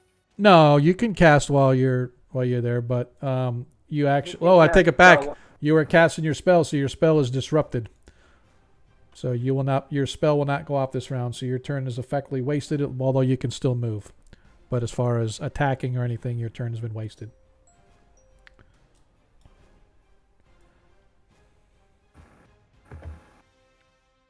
Just enough space for this one to attack our paladin. The other paladin. The not so cool one. Ha! Natural 20. As he suffers 10 hit points of damage. And, excuse me, the drain effect has been applied to him as well.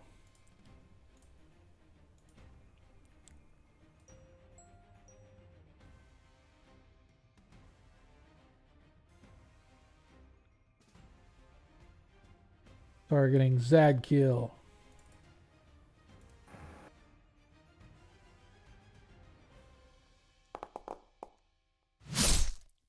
Woeful miss.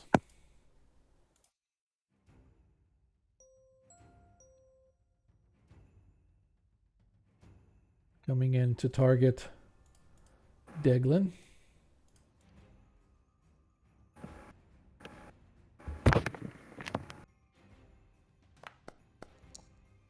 Misses Deglin.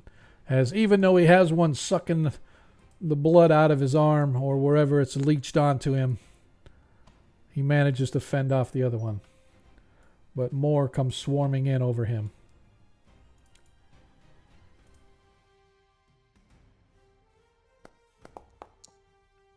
Another miss.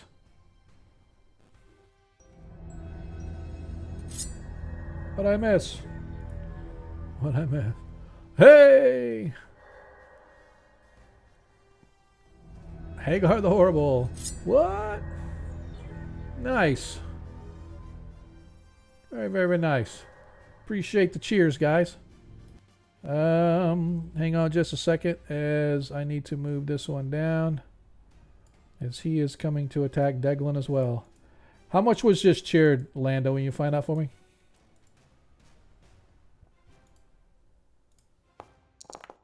He cheered 500. Nice. He cheered 500. Yeah.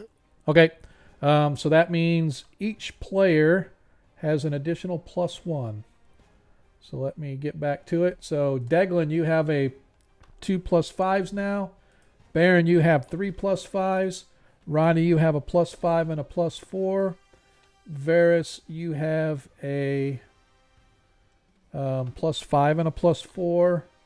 And Zadkiel, you have 2 +5s and a +4 now. Nice. Thanks, man. Whoever, I didn't catch you who cheered that, but I definitely appreciate it. All right, so suffers 4 hit points of damage. I'm sorry, who was that? Hagar the Horrible. Hey, thanks, Hagar. Definitely appreciate it. Man, Hagar, I think you haven't been around in a while. I don't know if you come in and see us all the time, man, but I definitely appreciate it. As an additional bite drain has been applied to Deglin. Oh, he wanted to give all the points to you. Oh, all to me? Okay, that's fine. I'll leave. You know what? Because I'm a great DM, I'm going to leave that for you guys, and I'm going to give myself a +5, and I have a +5 and a +1. So I'm leaving the players with all their +1s that I just gave them because they're going to need it. But that's, hey man, Hagar, definitely appreciated that, man. Since Twitch is giving specials, I'm gonna give a special, give the 2-for-1 deal. So for everything that you give to me, I'll give right back into the players. But he said he has a 19-month-old, so he's nice. lucky to even be here.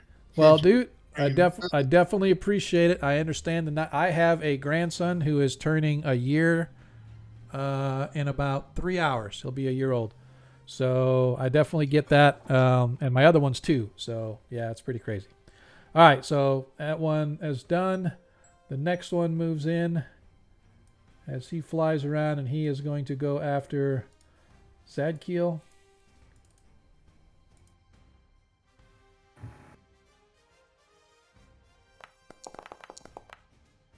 Nat 20. God damn it. As Zadkiel suffers 12 hit points of damage and has one of these creatures leached onto him. Just fireball everything. That's what I'm saying. Everybody, the party will be able to make it. I have fire resistance. As this one comes down, and I need to deselect him and select Talisic.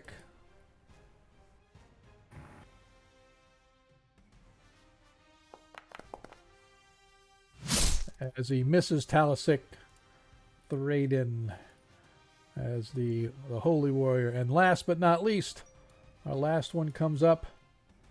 He is going to come flying down here, and he is going to attack the Wizard. Okay. This could be bad. As he attacks Baron. Hits Baron, but not a crit. As Baron Okay, well, suffers... there goes the spell. As Baron suffers 6 hit points of damage, disrupting his spell, and he has the creature leached onto him now. I just noticed that they're still getting a +4 to hit. Are they? Yeah. All right, so... I noticed it on the second one that latched onto me. All right. And I don't know. I could have swore I took it off, but let me see. This one I know hit Baron anyway because he got an 18. He only needed like a 14 to hit, so he definitely hit. Let me double check really quick what their Thaco... Baron, your armor class is 5, right? I think so, yeah. Yep. I'm glad you noticed that, man, because I did not. So I know it hit Baron, but I'm going to double check just to be sure. Armor class 3. Armor class 3. Yeah. All right. It needed a 16 to hit you, so that means it missed. So that means you did not lose your spell, you did not lose hit points, and you are not... let's see if it has the... I want to make sure. Does it have an effect on you? Does it? It's weird. It says it applied the effect, but it didn't. Doesn't look like the effect is on. So I'm going to give you your hit points back. So that means you're back to 31. The second one was just a 1 hit on you, right? I'm going to go ahead and give you back those hit points for that one, Deglin. oh, okay, cool. So I'm going to give you the 5 hit points back on that one. It doesn't look like the blood drain has been applied, or has it? Oh, yes, it has. Oh, that's the fairy fire. Never mind. It doesn't look like it has. It's weird. It doesn't have anything that's showing that you guys have blood drain. So we're going to check the next round. So Deglin, you and... well, Deglin, you lost your spell, but the second one doesn't affect you.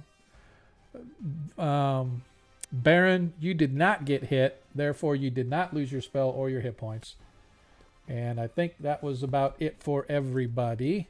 So, Varys, you're up. As you have your choice really between 3 of them. You can reach the one right here or the 2 in front of you that have fairy fire on them. Yeah, I'm gonna fairy fire the one right in front of me here. Gotcha. And he is I can pass stab, right? Yes, you can.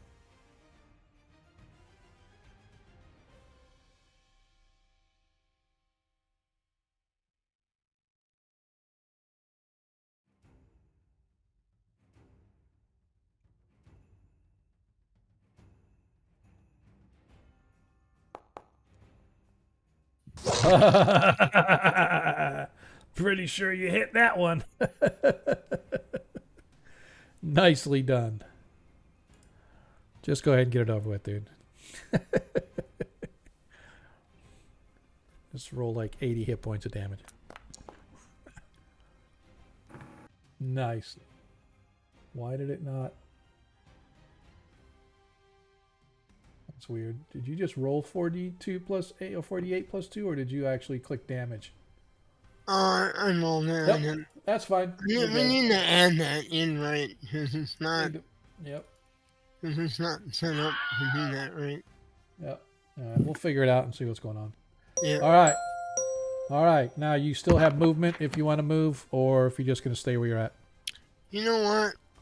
I'm just gonna stay here. Okay. Baron. Baron is going to do that. Do that thing again. Magic missiles. Yeah, he's going to. Let me get his sheet up. Let's see, turn. Okay. Click. Select targets. And by the way, I know for those that do 1E, I know magic users always are supposed to go first because spells goes first. But when there was a bunch of combat like this, I just go right down through the order.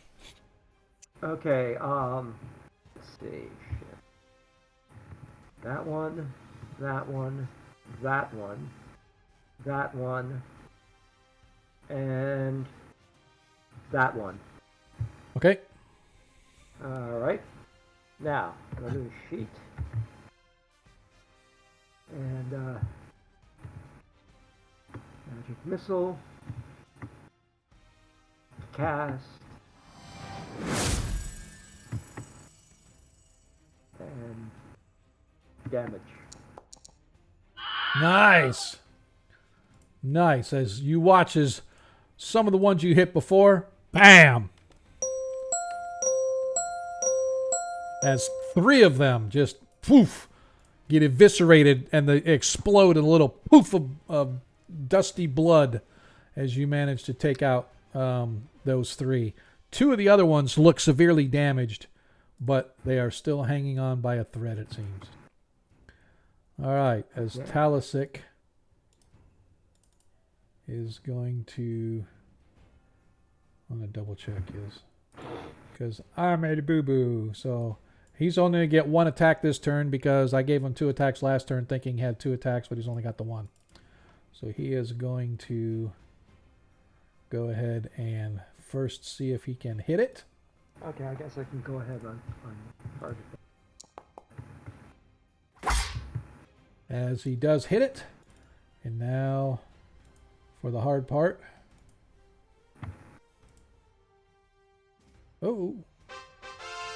As he succeeds. As he succeeded in pulling off the creature from him. So he is no longer has the blood applied to him. Alright, and that is his turn. Ronnie Noblight. Were you casting invisibility to animals? Is that what I saw you No, cast? I was just reading it just to see what it did. I'm Okay. going to move up. Now, this one that's to the right of the cleric, it's not bitten him, has it? No. All right, I'm going to move up there and sword it. Okay.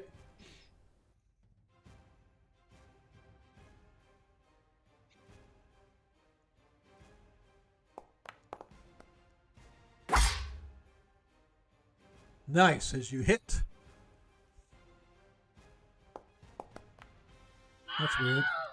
As you manage to cleave through it and easily kill it. All right, Ronnie. Zad killed the righteous. You are up. Okay. I'm gonna hit the one that's on me.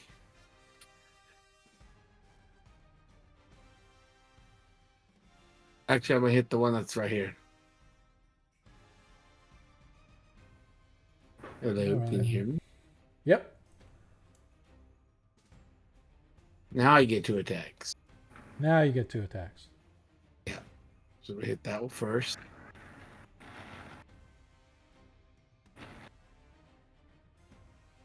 Okay, where's my character sheet? There it is. Oh my god, they're still there. What's that? Oh, as he misses the flying blob. I'm gonna hit it again. Okay. It's weird. What's our armor class? You know something? You're not targeting anything. Yeah, I am. It doesn't show as being targeted. Hang on. I apologize, folks. I'm going to have to do this. And give me just a second to refresh everything because everything on my map is showing as like when the dice roll, it's like a shadow. You can't see it. Nothing is highlighted. Like when you selected a creature to attack, it didn't show anything as being. So I'm just going to refresh my page. It's probably going to take a half an hour, but. Hey, DM, while that's refreshing, where's our sixth guy? I can't believe nobody wants to join this game. Dude, man, I wish I could tell you. I wish I could tell you. Okay, it is being... Their armor class isn't really that high. Let me see. Armor class is 5. So a 6 does not hit for you.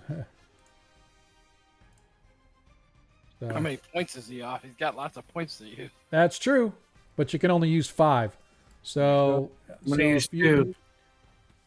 You Then need need an 8 to hit it. What's your level? Yep. Actually, you're 8th level, right? You need a 7 to hit. No, I'm. You're 8th level, dude. Yes, you are. We raised you to 8th level.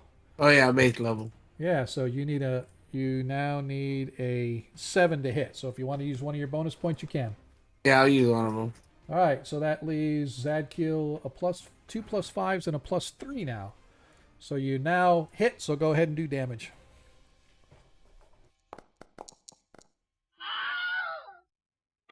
Oof. All right. Any movement for you, Zadkiel, or is that it for you? Nope, that's it for me. Deglin. Oh, you're gonna let me do something? I can't. You can move. That's about it. Oh, I couldn't grab one and crush it. That would be considered. You know what? I am going to say yes. You can't crush it, but you can dislodge yourself from it. What you can do is you have to hit it. So you roll it to hit. If you hit it, then you have to make a successful dexterity check. Right. And if you do that, it'll dislodge, and you will not be automatically blood drained, but you will suffer a D4 damage. All right, I'm gonna try that. Which one is it that I have to? Either any, you could pick any of them. Doesn't matter which one. Okay. There we go. Let's pick that one there. Okay. Now I got to roll to hit it. Yep. Just roll it, and use any weapon because you're not going to do any damage. You're just going to see if you hit.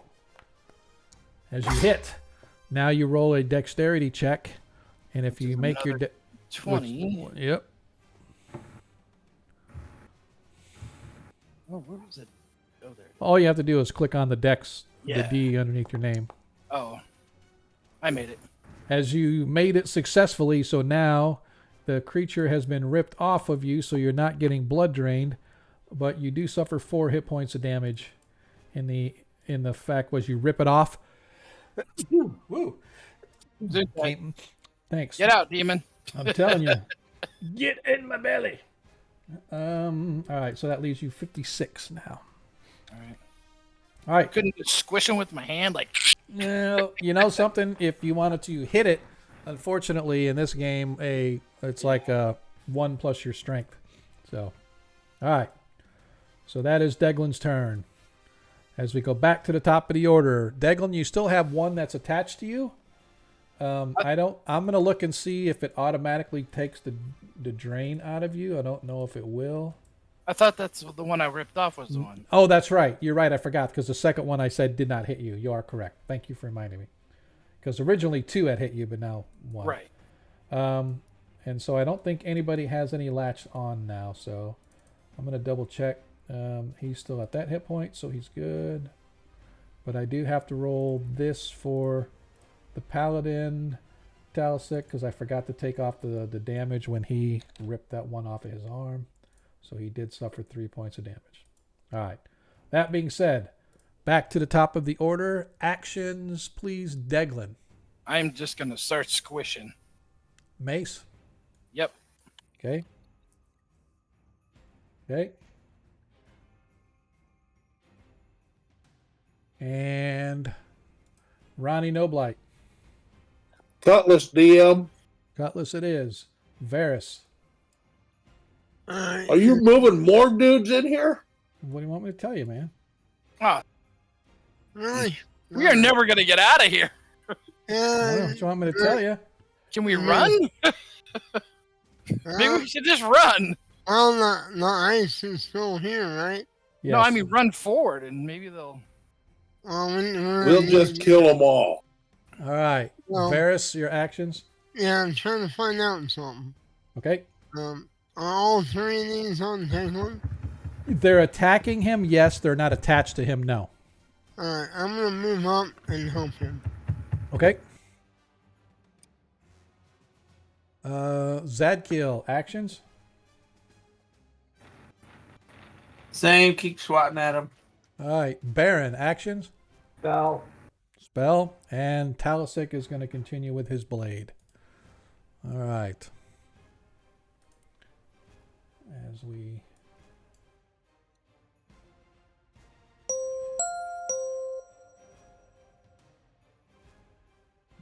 Sure. No, it's all right. Okay. It's just because I added creatures, it goes back to the last person's turn. All right.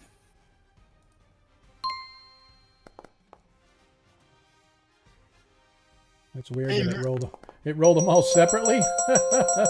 Hey, before you start initiative, Yep. can we have a break? Yep. We are going to go into the next round of initiative, and the party has the initiative this time, but we are going to pause so that we can have a break. I was actually going to say that because we are about half an hour over, almost half an hour over. So for those that know, this is typically when we have our break, about halfway through the game session. So we're going to take a quick 15. Hopefully you guys will come back and join us on the back half of this combat. The party has been doing nothing but investigating the past several sessions, so I figured it was about time we got a little bit of stuff going on. But appreciate if you guys would hang out and come back and see us. Yeah, always have an area effect. And I do have an area of effect card, man. The problem is that these creatures, which, by the way, they're called Grithox. But anyway, they've had the initiative every round, so appreciate it. See you guys in about 15 minutes or so. I'm going to set the clock right now. Is 15 too long, or is 15 enough for you guys? Is that good? Same as always? All right. I just had a quick question about: did it Yeah. actually do the drain or no? No, it did not, because you pulled it off. But I mean, it actually posted in the chat thing. Oh, it did. Thank you. Yeah. So let me put that back. So, I got I hit need like twice. yep. All right. So I'm going to go back. I don't know why it didn't take them off you guys when I did it, but I'll go back and reapply the hit points to you guys. Okay, thanks. Thanks for bringing that up, because I did not see that. So, all right. So Talisic should not have this. She should get 6 back. Okay. Baron looks like he took 4, but that creature was killed. It's weird that it doesn't show it on here. So I need to give him his back. So he's back to 31. Deglin took 3. 5. So go back and give Deglin his 5 back. Thank you.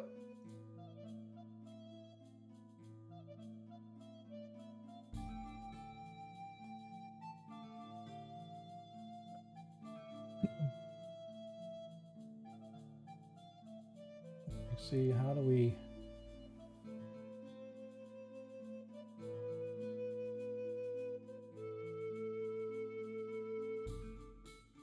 Weird. How do I unapply?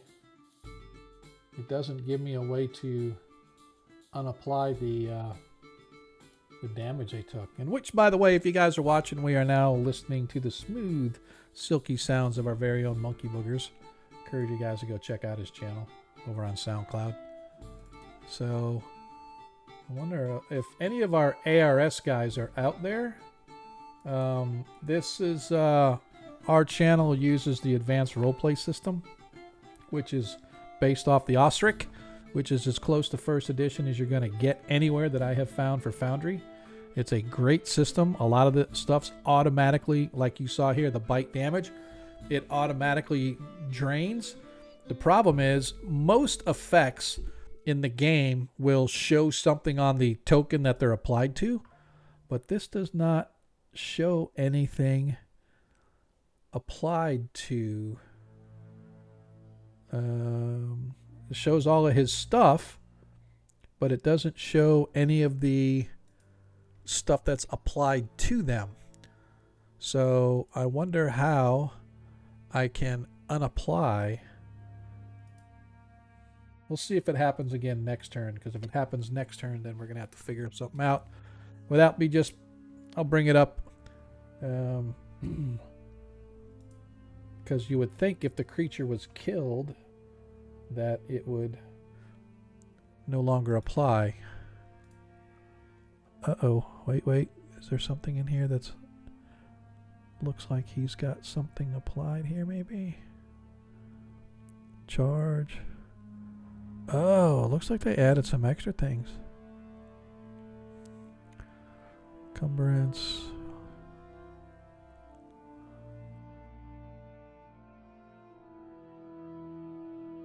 Prone, restrained, paralyzed, flying, blind, deaf, silenced, frightened, burning, frozen, shocked, corroding, bleeding. I wonder if it's in there. Diseased, poisoned, cursed.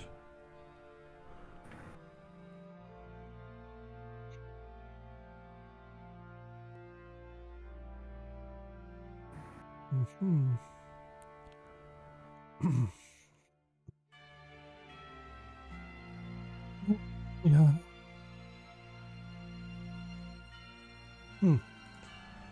So they've added some things. We'll have to look and see if it, because I don't see anywhere where we can unapply it.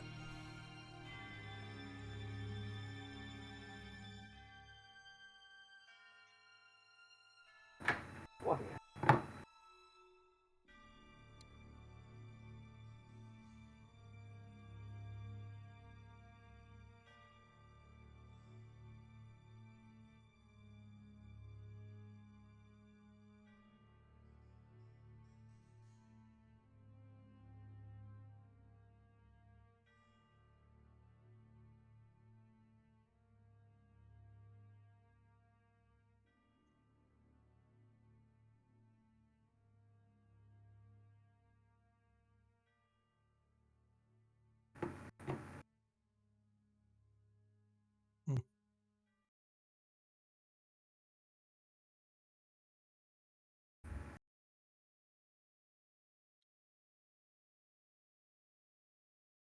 It's definitely interesting. Just don't see how to undo it. But maybe it only did it for one round. It says to do it like indefinitely, but I'm going to have to see next time it applies. Anyway. The party just might get through this first half. I knew this was going to take a while. That's why I was hoping they would get to it right away, because I knew this portion of the adventure was going to take the party a while to get through. So I really appreciate you guys hanging out with us on a Monday. Hopefully you can remain for the rest of the game.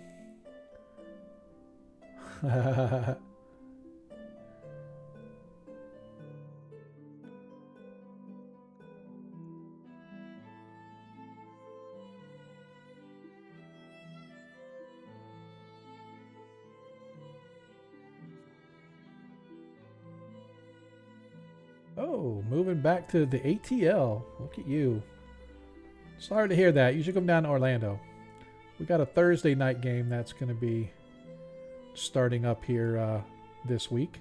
My son, now that he officially graduated University of Central Florida this past weekend, he's a golden night. Yep, he's been well, they're no longer the Golden Knights. They changed just to the Knights a few years back, but yeah, I still call them the Golden Knights. Hey, Armin. Dude, man, appreciate you dropping a line in our Discord, man. Let us know when you're gaming. Unfortunately, I'm rarely awake anymore. I can't say I used to be up all the time when you post that, but anymore. So if you want to move closer to the United States, that'd be way cool, but I get it. And no, I can't move over there because my wife will not let me get that far from the grandkids. But anyway, now that my son has graduated, he's been wanting to get into D&D for a little bit now, and he actually wants to just start his own game as a DM. He's never played. He's kind of learning as he's been going, kind of watching our stream on 5th edition, kind of helping with some friends and stuff. So this Thursday we're going to start a campaign, and I can tell you what's probably going to happen is we're going to get about a quarter of the way through the first adventure, and he's going to be like, I really don't think I know what I'm doing, Dad. Would you DM this? Yeah, I've run into that before. Yep, so I can play. I've done that. Yep, and and the only reason I'm playing is so I can play. I haven't actually played a character really other than a tournament level for years. I can't even remember when I've actually played in a game. And the game I did play in, it didn't last. So it's like, even like online play-by-post, they just didn't last. So I always end up DMing. So I would really, really, really like to play. So hopefully it'll last for a little while. We'll help him along. He just needs to, he needs to know, essentially, once he learns the order of how things go. I think the hardest thing that, to me, to DM is when you're ad-libbing things, trying to do things like off the cuff and stuff. So tell him not to include feats. Tell him not to include the feats.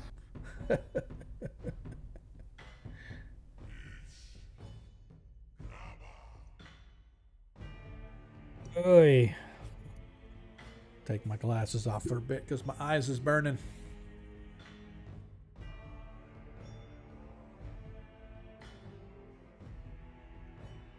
I'm gonna grab a quick snack. I shall return.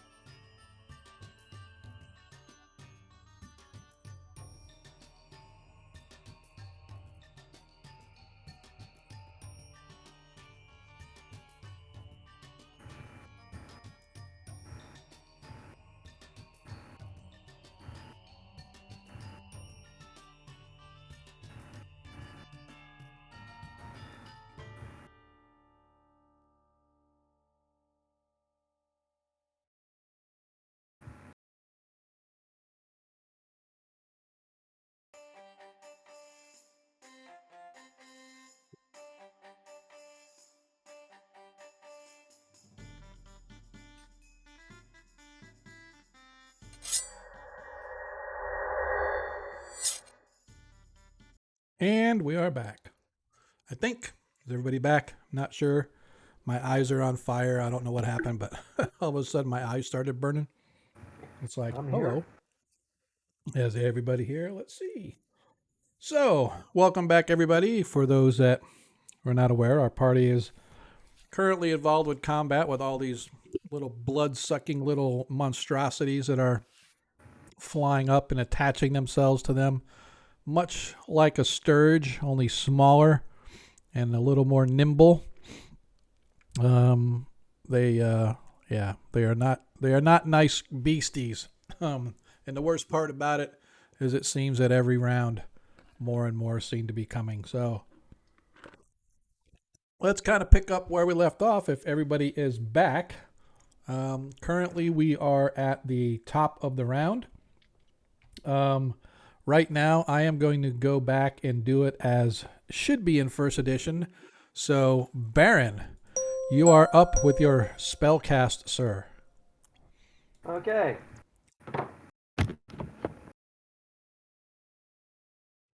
Let's see. Fireball!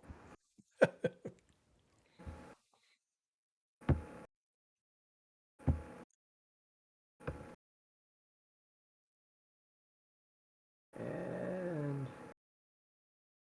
No, more magic missiles. yep, that's what I've got. All right. They're doing more damage than the rest of us. Well, Hey, speak for yourself.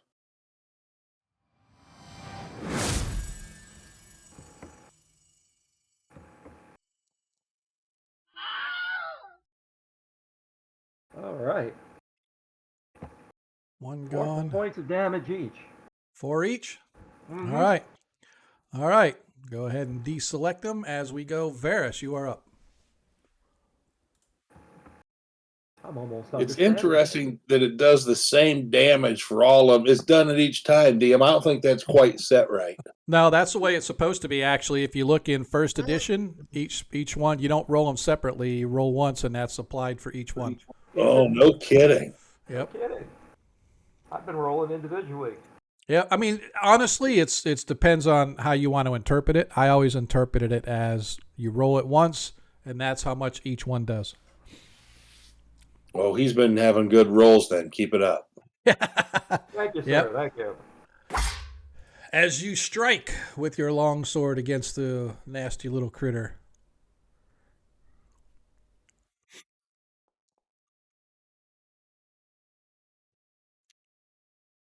And as you manage to take out another one. Hang on a second. This isn't right. Oh yeah, I hit the damage button. That's I didn't okay. do that. That's all right, man. We're good. Too used to just typing. Hey. Do you want something from Taco Bell? Yeah. Give me just a second, folks. Hang on. Just do a Taco Supreme meal with a Pepsi. It's like a number 3. I think it is soft. Thanks. My son loves me. That's all I gotta say. All right, so somewhere in here. Oh, that's why I've got it moved over to top. There we go. I was like, why is it showing something different on theirs and mine? So, clear it out. And who is next? Talisic. As he takes aim, now he gets 2 attacks as his first attack.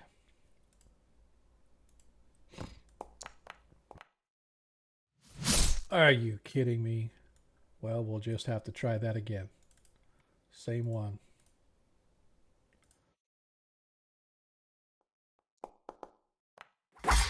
As he hits.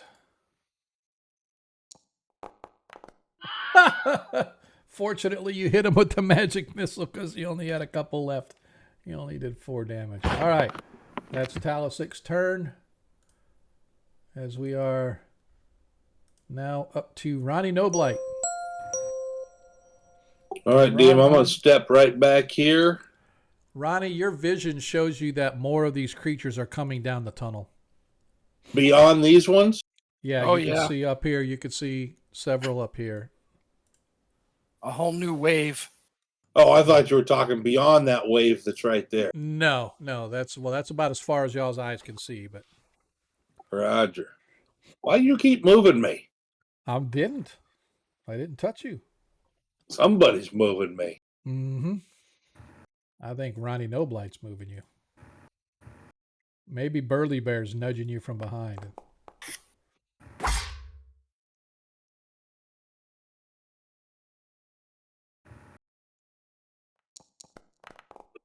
Nice. Get him out of here so I can delete him and move him back. All right. Anything else for Ronnie? Yeah, I'll step. Who's moving me? That might have been. Well, I don't think I moved you, but I moved Zadkill. But And he'll step right up there and guard his 6. gotcha. All right. Zadkill. Yeah. All right. I'm going to hit the one that's on me. Okay. Get one attack this turn, right? Yep.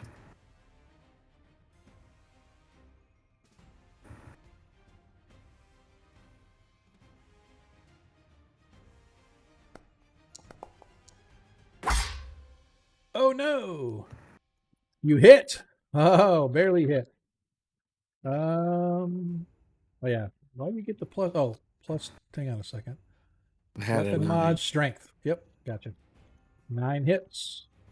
Roll die damage.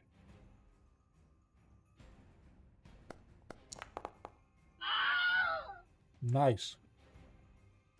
As they're starting to drop like flies now.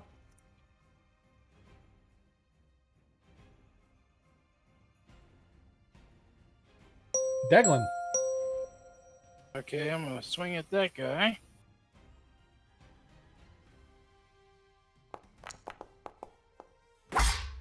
Hit. Come on.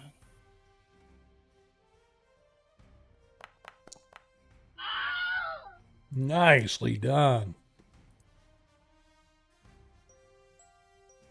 As this one targets the cleric or the paladin, Talisic, as it misses. Remind me to take off that 4 as well for the next one. All right. Oops, wrong one. Okay. Okay.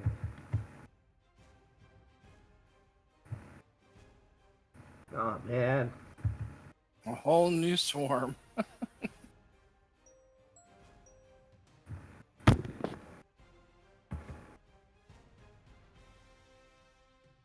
He targets Talisic.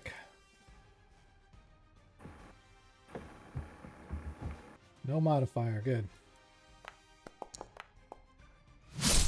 As he hits. Oh, he misses Talisic with the 17. I thought he hit. Dang you, high class armor.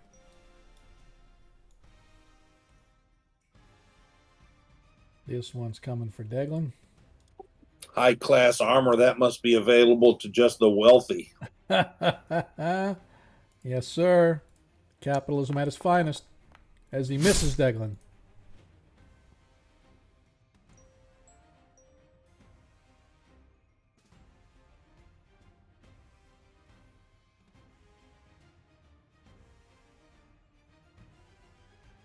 This one targeting Zadkiel the Righteous. One now.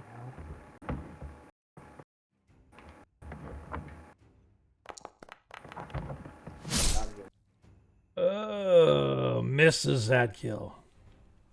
Damn the bad luck.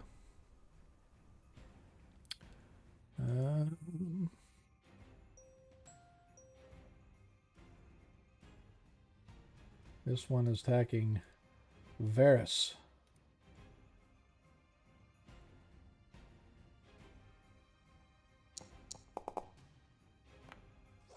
Hits Varys.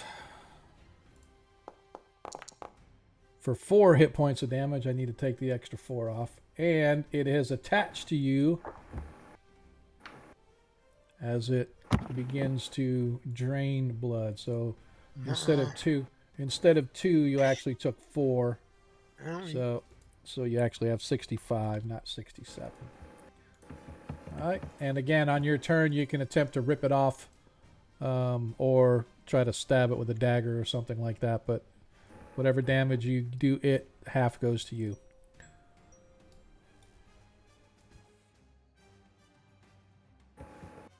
This one comes flying in right at Ronnie Noblight. The abomination attacks what it calls its abomination. And misses. Sorry. Somebody's texting me with my order.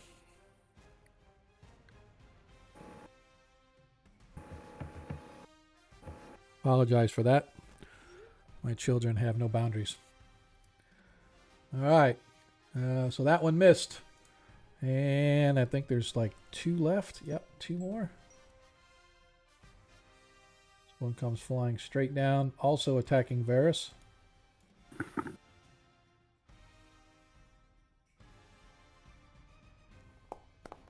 Misses Varys.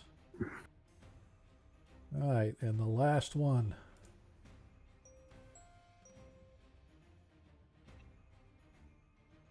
Straight down into Deglin.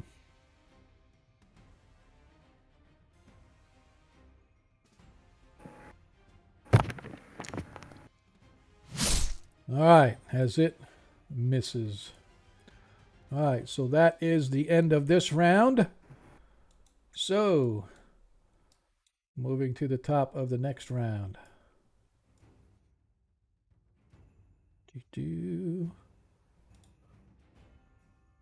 Actions, Deglin. Just trying to swat him off me. Ronnie Noblight. Cutlass. Gutless. Varys. You have one that's attached to you and one that is not. You know what? I'm gonna stab the one that's attached to me. Okay.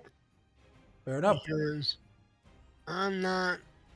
Well, I mean, I have a decent strength, I guess. Yeah. But Well, it's actually a dexterity check. It's a to-hit score. If you you score it to hit, you manage to grab a hold of it, and then a dexterity check allows you to rip it off, but you still suffer a D4. oh yeah, let me do the dexterity. Okay. I'll try doing that. Okay. Since my dex is high. Yep. Zadkiel actions. Same. Okay. Baron action. Okay, I have a spell question. Okay. Okay, slow spell. Do I pick the creatures in the 4x4 area to be affected, or is it just everybody? Which spell? Slow. I believe that it's everybody in a space. Okay, so there's no targeting. As far as I know, you would draw when you let me double check. But I thought on a slow spell, it's just everybody Within up that to- area. But what level spell is that? A 3rd level, right? 3rd level, yeah. Yeah, because I know haste is 3rd level, so that's the reverse of it. All right, so let me see.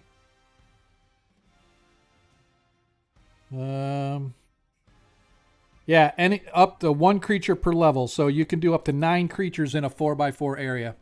So Okay, you would, yeah. So essentially, what you would want to do is pick the area and then take the 9 creatures in that 4x4 block. That's Okay, the easiest way to do it. Okay, do I have a choice of who gets it? Yes, yeah. I would allow you to choose who is what.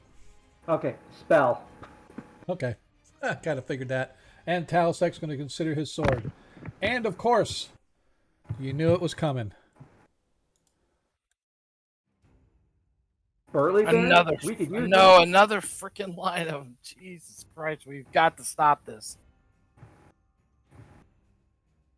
All Well, right. this might not be in the main entrance. This might be in the wrong way. All right. As we go. Oh well.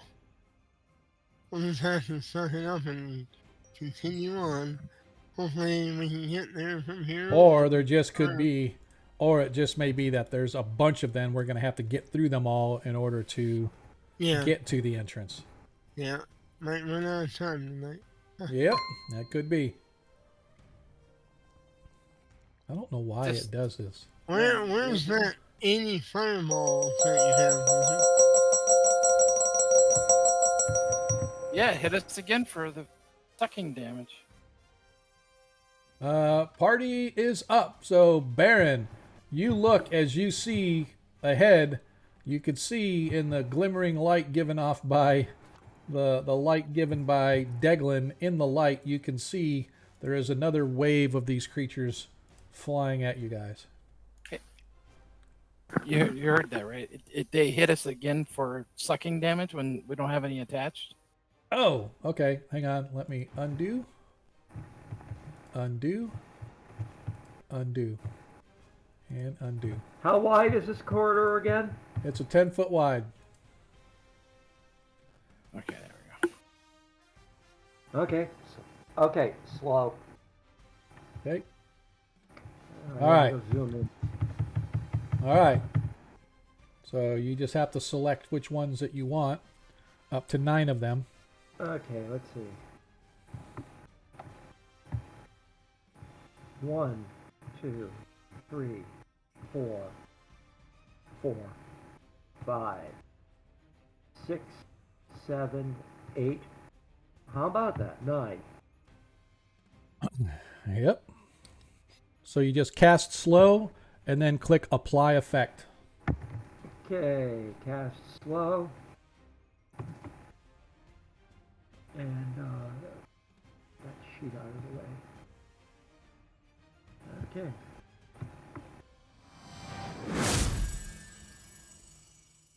And just do effect slow duration.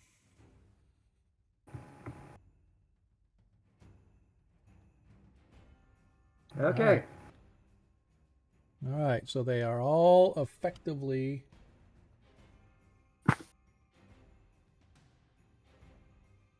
let me see what their normal movement is. A lot, it seems. Well, their movement is 90. So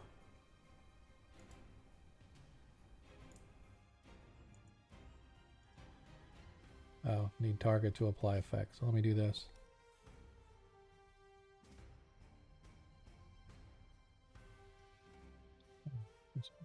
Here, and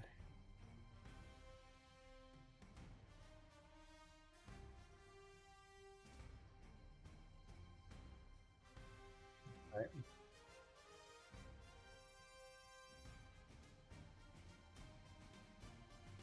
All right, so that's all done.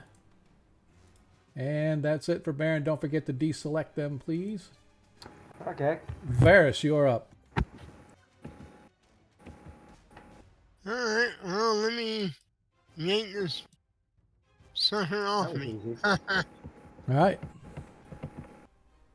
So what do I need to do? So essentially you need to roll it to hit. You can use any weapon to hit, but you just don't apply damage. Just to roll it to hit. And then and I'm going to give you a +2 on your attack because it's slowed.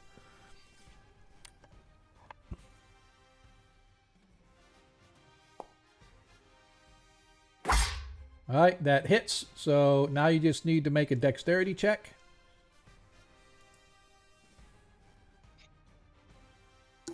Oh, I Which is rolled fine. it. I didn't roll it from my sheet. That's fine. That's fine. You passed. So you managed to remove the creature, and you suffer 2 hit points of damage as you rip it off you, as its claws dig into you and you get off. So that leaves you 63 now. Yep. And I just want to really quick here. 5, 6, 7, 8. Oops. Take that one. And find the slow.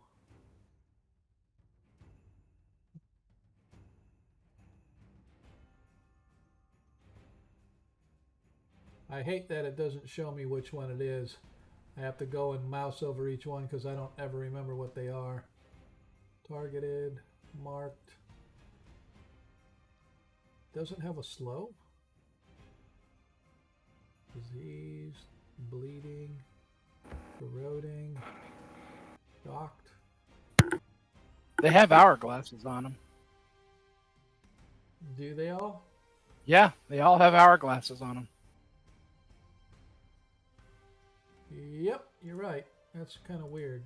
Okay, that's fine. All right. So, Baron, you already went. Talisic is going to attack. And don't forget, when you attack, now you get a +2 because they're slowed.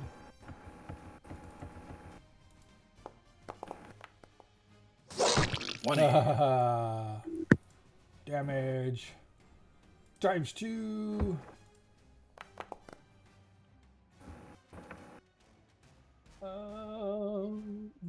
Why did it not kill it?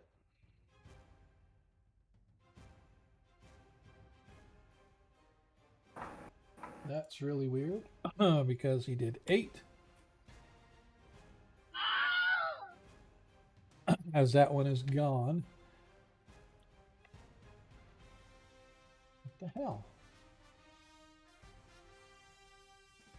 It's not letting me delete the token. You know why? Because I'm an idiot. Token controls. Here. There we go. Okay. Now he's going to target the second one with his second attack.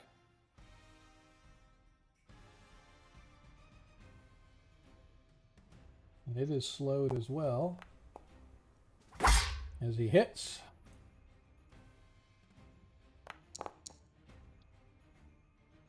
That's 5 hit points of damage, which I believe, yep, is correct. All right. That is Talisic. Ronnie No Blight.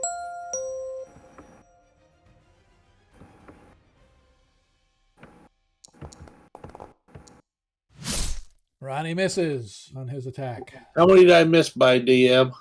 Well, let's see. What level? You are a 15th 10th level druid. Just kidding. 10th level? Against an armor class 5. Druid, armor class 5. 10th level, you needed a 9 or better, you're 2 points away. I'll use 2 points, DM. Roger that. And Ronnie leaves you a +5 and a +2 as Ronnie takes it down. Nicely done. Anything else? Gracias. Nope, that's it. You're Roger moving that. me. I didn't move you at all. I didn't move it. I can't answer. I have no idea. Zadkiel the Righteous, you are up as you see swarms of these things coming again. We had 2 attacks this time. Okay.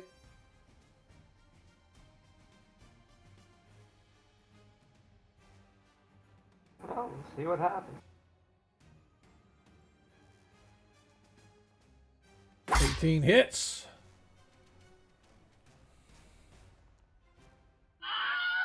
As you take down one. There's another one right in front of you in Talisic. Yes.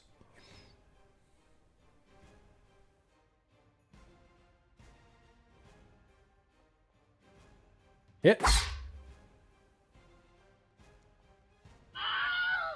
Taking out yet another one. Nicely done. Any movement after that?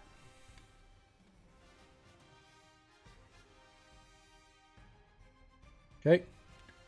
Deglin.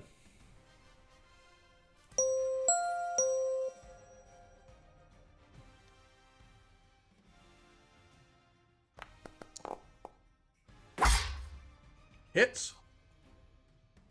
The flying blob is whacked. As the flying blob is squished. Now it is the flying blob's turn. As Zadkiel the Righteous moves up, it takes aim at his fleshy-looking arms And unfortunately is unable to penetrate Zadkill's defenses as he swats it away like a fly. As this one is attacking Deglin. Oops.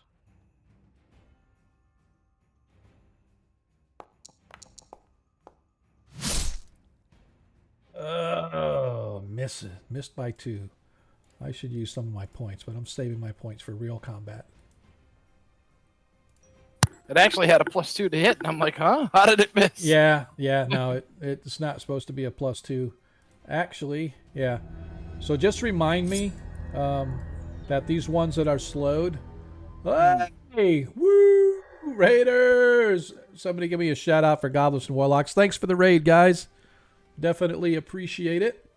For those that are new here, welcome. For those that are returning old hands and followers, welcome back. I am Sean, your host. We are in the middle of a first edition Dungeons & Dragons game. Our party is in the free city of Greyhawk. They are currently beneath the city in the sewers trying to locate the entryway to a cult temple. They believe that they have found it. The problem is that they are being besieged by these flying creatures that essentially look like a big, huge, gaping maw of a bird, and it's almost like a triangle-looking mouth when it opens up fully, and it's got 2 big fangs on each leg or each point of the triangle, and as it bites down on you, it pierces into your flesh and it holds you tight. Well, it's almost like a scourge, right? Just a little bit different take on the scourge. And it wraps around your arm or shoulder or wherever it gets you and begins automatically draining blood. And our party has been valiantly fending these off, but it seems every round another wave of these creatures keeps coming in. So we've been battling for about the past hour. As a matter of fact, we even took a break real time in the middle of our combat while our party was trying to extricate themselves from these. But be that as it may, welcome, Goblets. Appreciate you guys with the raid, man. It's been a while since we had a raid on this channel, man. I feel special, like tonight's special. I think what happened was everybody knows how upset I've been at the Pittsburgh Steelers and how crap garbage they've been playing. And so people are just trying to cheer me up by like renewing their subscriptions and giving us raids and all that kind of good stuff. Armin's on the channel. What more could you want, man? Armin showing his face on my channel is like the highlight of my week. But we really appreciate all you guys coming and hanging out with us. So with that, let's get back to our combat. As I said, these creatures are called Grithox. The party knows them as flying blobs. They have no idea what these things are. But as I said, remind me, I don't think the game will... hey, thanks for the follow, Nylish. Definitely appreciate it. I don't think the game will track slow as far as how they attack. So all the ones that are targeted right now, or that have the hourglass on them right now, will not be able to attack next turn, because they only attack once every turn. So, all right, here we go. Hey, what? 300 bits. All right, so Armin, look at all these Twitches cheered. I need to make sure. So Armin cheered, and I think Twitch cheered 6. All right, so Armin, just so you are aware, for every 100 bits cheered, you can give a +1 to your favorite player of choice. So that means you have 3 players or 1 player that you can give a +3 to. Anything that you want to do, you just let us know who you want those +1s to go to. So you have up to 3 players that are able to get those. So, or your humble DM. I would never turn away your goodwill. So let's get that straightened out and see who it wants to go to. So right now the party and myself are really kind of stacked up on points, right? But the more the merrier. They can always use them because every little bit helps. And so just for those that are aware, you can trade in your Twitch tokens to give nat 1s or nat 20s. As you know, as you watch the stream, you earn tokens, so you can trade those in when you get enough to give a nat 1 or nat 20. Or if you want to help support the stream and players, for every 100 bits that you cheer, you can give a +1 to your favorite player or DM. and they can use that to adjust their dice scores up or down 1 point. So as needed. So just here a second ago, Ronnie Noblight missed his attack by 1 point, so he was able to use one of the points he had on hand to actually bump him over and actually hit the creature that he was attacking. So definitely appreciate that, Armin. It's really, really appreciated. So back to the game as the creature, as I said, attacks. And he doesn't get the +2, and if he hits... Nope, he got a nat 1 anyway. I keep forgetting to take the... each round, I guess, it kind of keeps track of it, and I have to reset it at the beginning of the round, and if I don't, it'll carry it over, so I just need to make sure that the next one. So this one is actually attacking, and he's going to be, because he's slowed, I'm going to give him a -2 on the attack, as he attacks our elf, Varus, and misses badly. As the other creatures become flying in. This one's coming right down, and he's going to target Talisic, our paladin of St. Cuthbert, who is not a party... Oops, still missed. He didn't get a -2 on his attack. He still missed, though. As the next one comes in, I think he's going to come in after Talisic as well.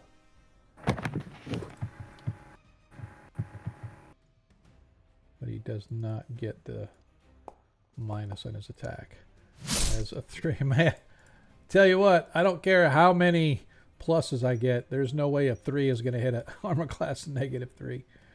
All right, as this one comes in attacking, excuse me, Zadkill, our party member, who is actually, by the way, Talisic, who is the paladin down here, as you can see with the glowing aura around him, is his protection from evil aura around him. Zadkill doesn't have his turned on because he doesn't know how to turn it on.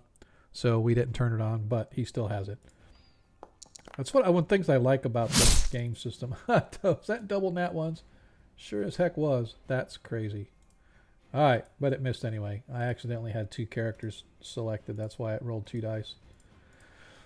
I really like this game system, this advanced roleplay system for those that use Foundry.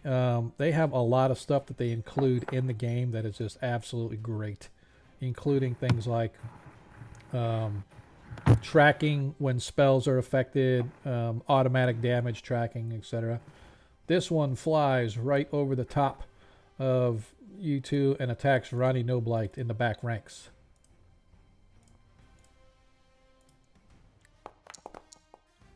And badly misses Ronnie Noblight. Man, I am rolling garbage tonight. For a while there, I was rolling well.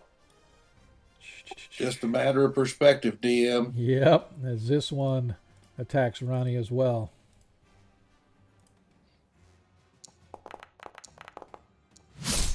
$14 misses Ronnie.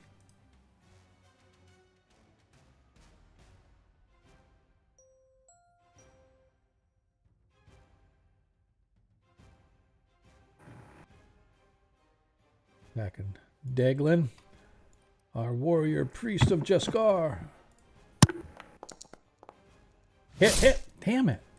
It's like I need to keep track on the dice on just how many of these same numbers that I roll, because that's like the 3rd roll of a 3. This one is coming down here, and it is going to attack Zadkiel.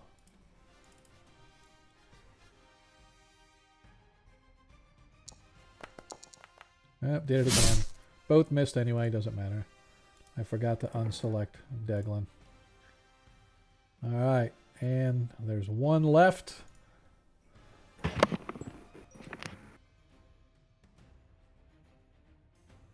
As he is going to come down and attack Zadkiel. Oops. I opened up Zadkiel's character sheet to attack. Attack yourself. As it tries to clamp down onto Zadkiel, but again, Zadkiel's powerful armor repels the creature. As we move back to the top of the order, actions, everybody. Anybody changing actions? Nope. Spell. Baron still a spell, or I'm spamming them. Gotcha. Okay, and you're using your sword, I assume, right? Yes. All right, sir. As we go to the top of the order. It did that thing again where it did suck damage. Yeah, I'll get it. Like I said, it doesn't show it where it's... It doesn't show anything in the game system where it's applied to you, so I don't know how to unapply it to you. I mean, I can do it. I could do it here, right? But I don't know. I don't know where in the game system I can go and say, "Oh, it's here's where it's showing that you're affected," because it shows your fire resistance when I select you, but it doesn't show anything about. Oops. It doesn't show anything about where you're like automatically bleeding, so I don't know where to take that off from. So that was kind of strange. All right. So it looks like the creatures get the attack first. All right. So this one, first one is attacking Zadkiel. Oh, nope, he doesn't. This one doesn't get to attack this round. That one doesn't attack this round. That one doesn't attack this round. That one doesn't attack this round. So those 4 that are still slowed do not attack this round. This one, however, does as he targets Lord Talasek. As it misses. As this one next to it attacks Talasek as well.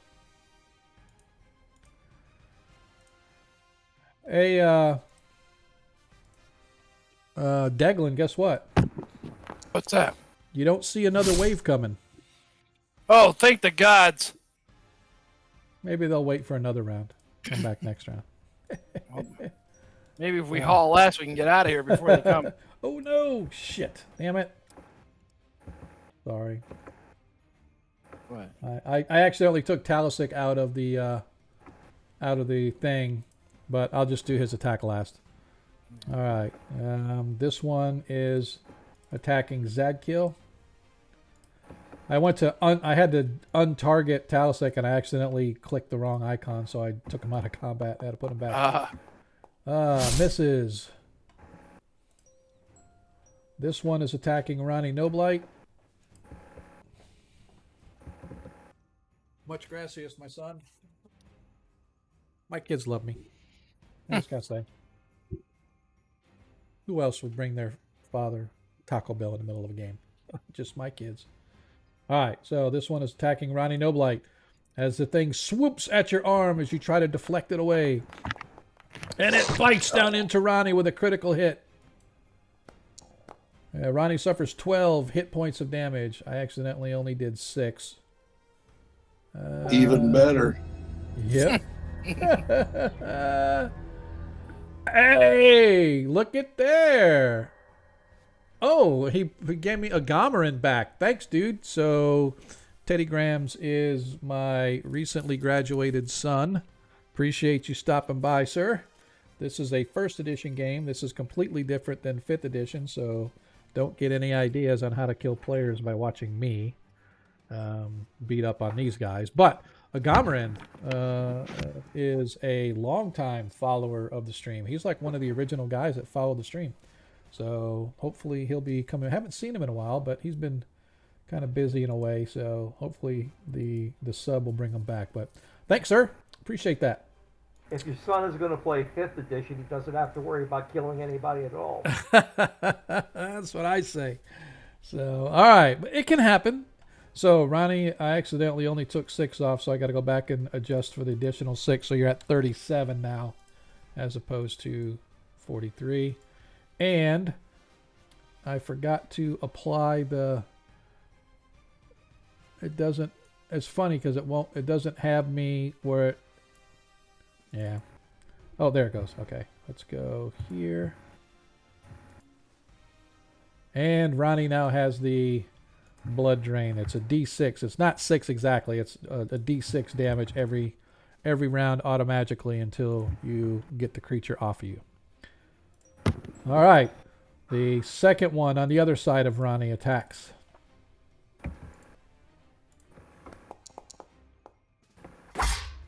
A 16 hits as well, but no crit.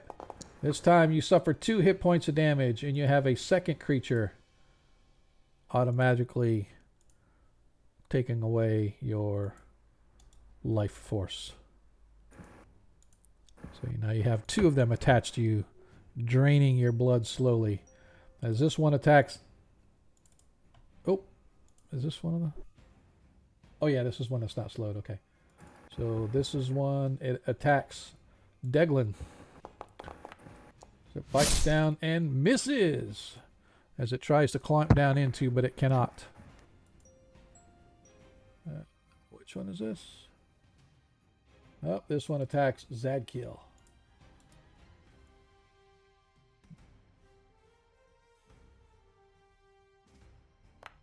As the creature's maw clamps down onto you, but it cannot pierce your armor because St. Cuthbert protects you. As the last one attacks St. Cuthbert attacks Zadkiel as well. Yeah, good luck with that. As it misses as well. As we move into the party's turn now. And Baron, you're up first. Okay, got a few questions. Okay. Okay. He doesn't have anybody hanging off of him right now. Who is that? Baron. Correct. Okay, now, all right, according to the player's handbook, 1 inch is equal to 10 feet. Can you show me what a 10-foot square looks like on this board? Sure. Give me just a second here. Where is it? There we are.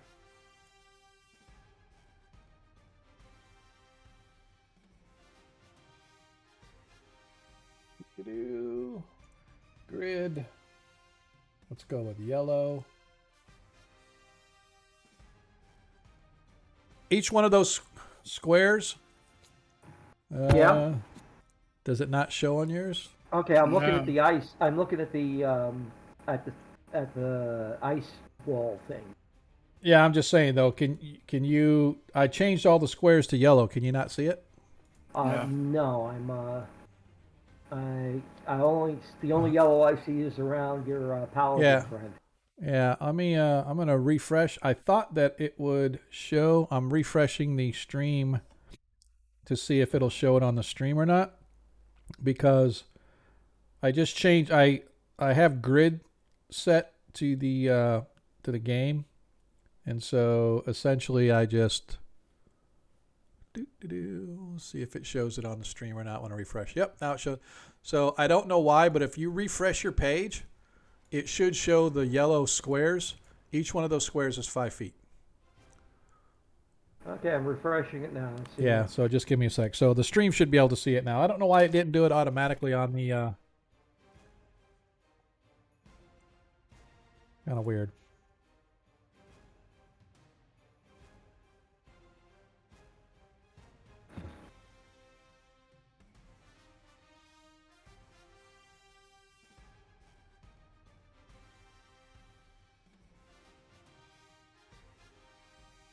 Is it refreshed yet? No. All right, so let me see if it'll let me. Yep, it'll let me draw in here. So let me draw a 10-foot square for you. I will draw it right here. That is a 10 by 10 square where I got the white square. That is a 1 inch square. That is a 1 inch, so that's 10 by 10. Okay. What are you looking to do? Fireball. Okay. So it's Okay, I wanted to. Okay, so that's maximum range on this for me is 19 inches. Yep, 190 feet. That would be 38 squares. Yeah, so you can cast it like right about here. Why is it not doing I want it? to cast it about.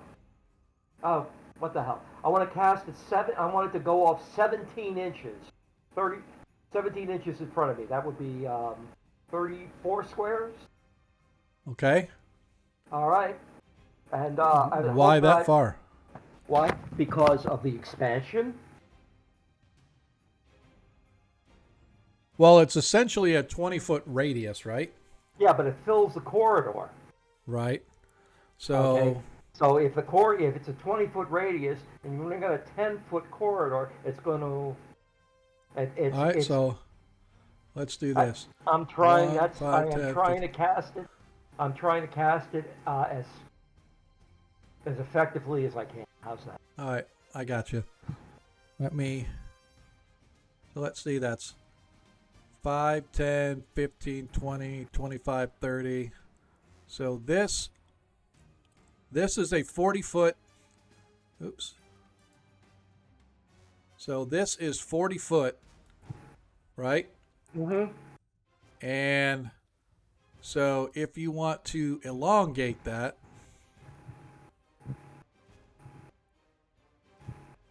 because of the tunnel, Yeah. It would get everybody.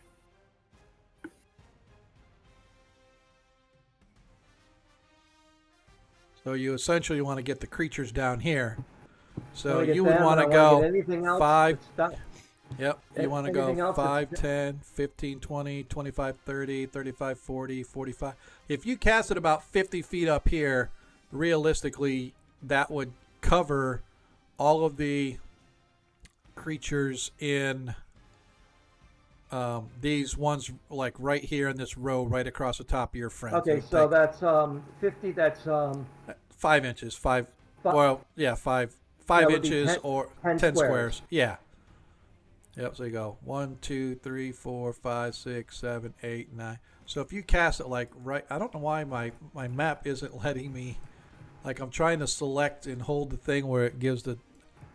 Damn it. I think Okay, this let is me- why. This is why. 1, 2, 5, 10, 15, 20, 25, 30, 35, 40, 40. Yeah, so if you cast it like right here, that should be enough to involve. And if something happens in the game system automatically that happens to catch your friends, I can revert the damage. Okay, here goes nothing. And this is what is known as a Hail Mary in magical terms. Okay, cast. Target is required. Okay. So let's see. Target would be probably about here. Yep, I would say. Okay. I don't know. Honestly, I would do it so that, hang on a second. 5, 10, 50. I would do it right here because in the game system, it doesn't know about walls and elongation and all that stuff. So if you do it right here, it'll just do the 20 feet down to right here. So The way that we always played it, okay, was that it was 33,000 cubic feet. right, I get you. Okay.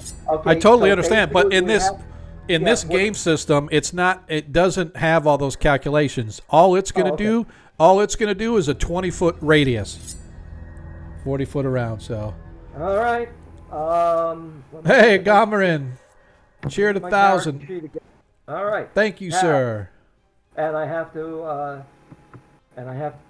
oh, okay, good. It's cast. Yep. All right. So it didn't show up anywhere. No, it didn't. I don't know. Did it show cast? Oh yeah, it's already been cast. I don't have any more to use. I was gonna say it doesn't show here. I am going to cast. Oh. That is weird. Go ahead and do damage. Just roll the damage. Okay. Off. Yeah, just okay. click damage on the thing and I'll apply it All right, automatically. let me get to it again. Okay. Damage, fireball damage. Yep. And here we go. All right. 31 hit points of damage. Even if they made their saves, all of them are gone. Oof. You guys watch as this roaring ball of flame goes down down the passageway and I back know. towards you guys. Right, know. right in front of you as you sort of throw up your shields and your arms like, whoa, as the hairs on the edges of your arms and your fingertips or your fingers singes and you feel the heat and the slight sting. But Baron, true to his word, was right on target as he knew exactly where to cast that spell, and it just evaporates into like a poof of dust the creatures that are right in front of Deglin, Zadkiel, and Varys in the hallway. And hopefully it caught any of them further down. Yep. Varys Varys. gave all those. Okay. Baron is shaking Yeah. right now. Yeah, I saw that. Really quick. So really quick, Agamarin, we definitely appreciate that, sir. You gave 1,000 bonuses to Monkey. Holy cow. So Monkey gets a total of plus 10 added to his scores. What? So Monkey gets a pair of plus 5s. What? Courtesy of... So... And I am going to give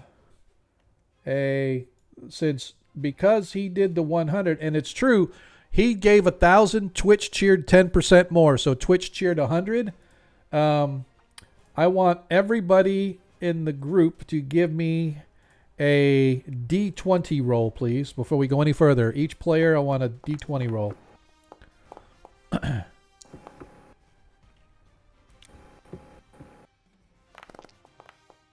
I got a 3. All right, so Deglin, you get the additional plus 1 from Twitch. Awesome. Thank you. All right. Thanks, Agamarin. And because You the man. Twitch is going to do it, the DM's going to do it. Since Agamarin gave those pluses, I am going to give everybody in the party an additional plus 1. What? So, except for Zadkiel, because Zadkiel got those all from Agamarin.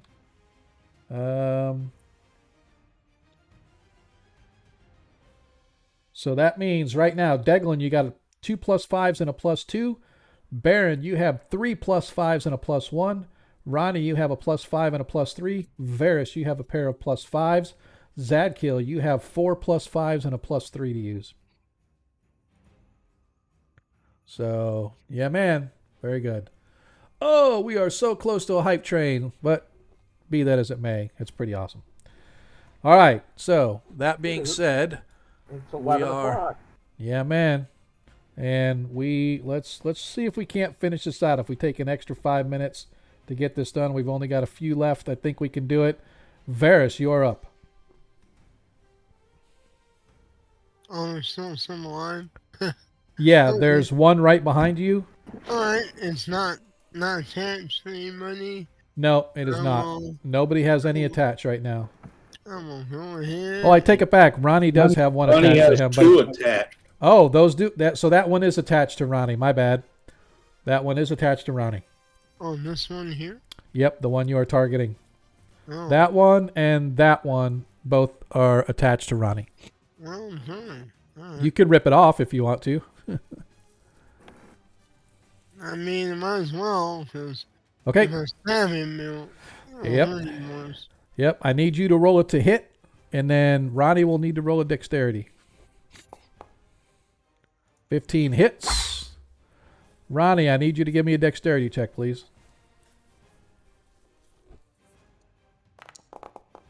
As you successfully remove it from Ronnie, although Ronnie does suffer 3 hit points of damage as you rip the thing off him, but he's no longer has the blood coming off of him. All right. So that was successful. Did you remove the 3 DM? Yes, I did. Oh, why did it go to the next round? That was kind of weird. Thank you. All right, we have to go. We have to go back here really quick. I'm just gonna do this really quick. Deglin, you're up. It did the suck damage again. Yeah, I'm gonna remove it from you guys, so it's not a big deal. Ronnie All right. does have 1. I'm gonna try to rip it off, and then Okay. So I gotta. Let me. So Ronnie took 4. That was it from that time for this one, and I just see if I can hit it. I just undid everybody's hit. Sorry. Ronnie, I need another dexterity check, please, sir.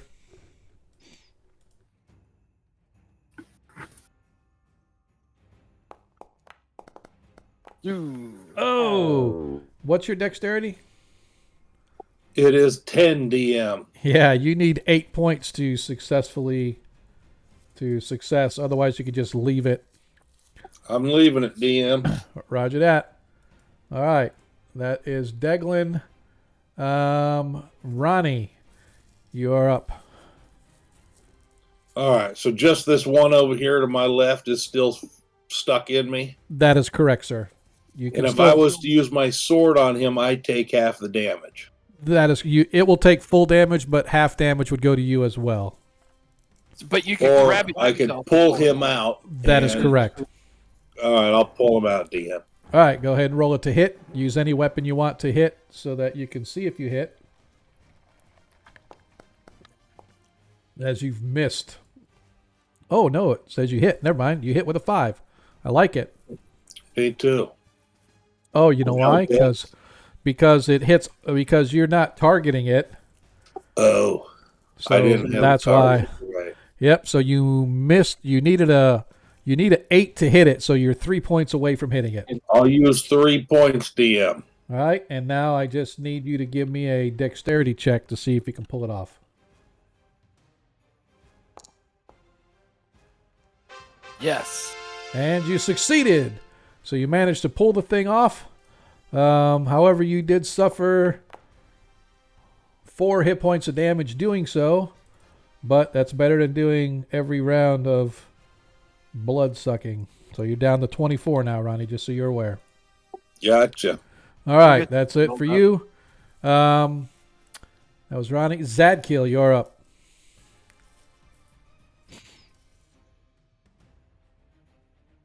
Very well. I will. Attack. Well, let's go. Let's get this over with so we can get people out of here because we're over after 11. I don't want to keep people too much longer. An old man. I know you are. Ha you hit. You ain't that old, kid.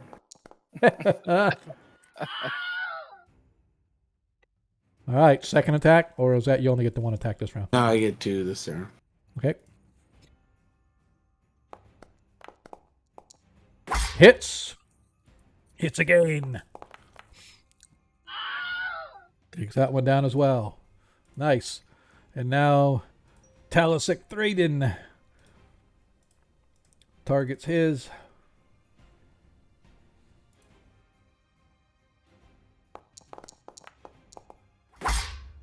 As he hits.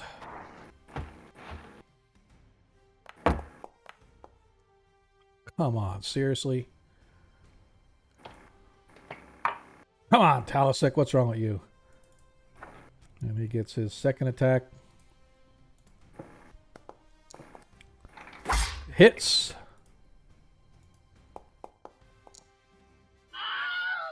As he takes that one down.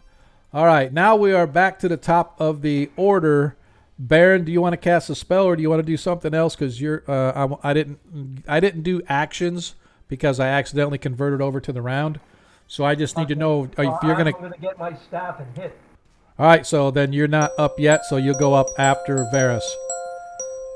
Varus, you are up. Alright, this one's It is. That is correct, sir. I will stab it. Stab it away. Okay. I believe that hits. Mental doctor myself. Don't 5 hit points of damage to it. It is not quite dead. Baron, you are up. Okay, I'm going to take my staff and bash one that's in front of me. Okay.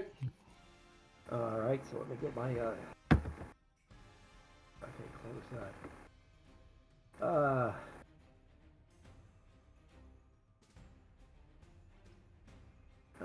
Okay, staff +3. So I just hit. You got to target first. Oh, got a target first. Okay, hang on. Target it, then swing to hit. Double right click. Stay on target. Okay, let's see.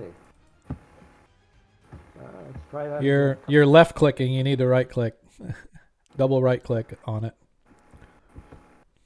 Okay, shift. No shift. All you do is put your mouse over it, hit the right click button twice. Or you can do it the way you've been doing it. Go over to the left-hand side, click token, target, and then just click it once.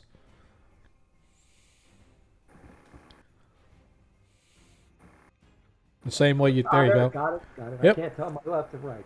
Yeah, Okay, you're good. Totally all right. Let's see. And you can... Staff. Attack.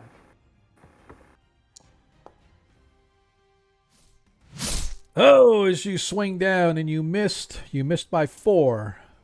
Okay, So just so happens that I have a +5 I could use. Yep, you can use up to 4 of it. So you want to use 4 of them? Absolutely. We have some nat 20s. Yeah, you do. You guys We're have gonna 4 lose nat... them this time. You have 4 nat 20. Well, those are the ones that I gave you as the group for my birthday. Those aren't going anywhere. So you can save them if you want. But using +4, you now hit. Go ahead and roll your damage. Okay. And, All you have to do is to the chat window, and there's a little damage button, and click damage. okay.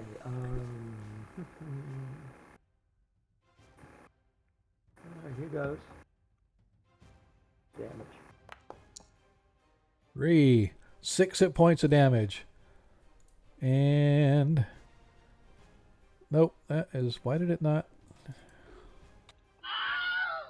There. There it goes. I wanted the sound effect. All right. All right. That's it for Baron. Ronnie Noblight, you are up. You have 1 to either side of you, the last 2 of these creatures that you guys see.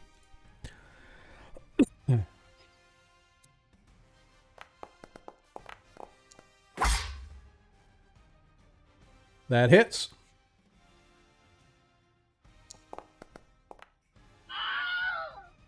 As Ronnie takes 1 down. And Zadkiel, you are up. You see 1 of these creatures remaining.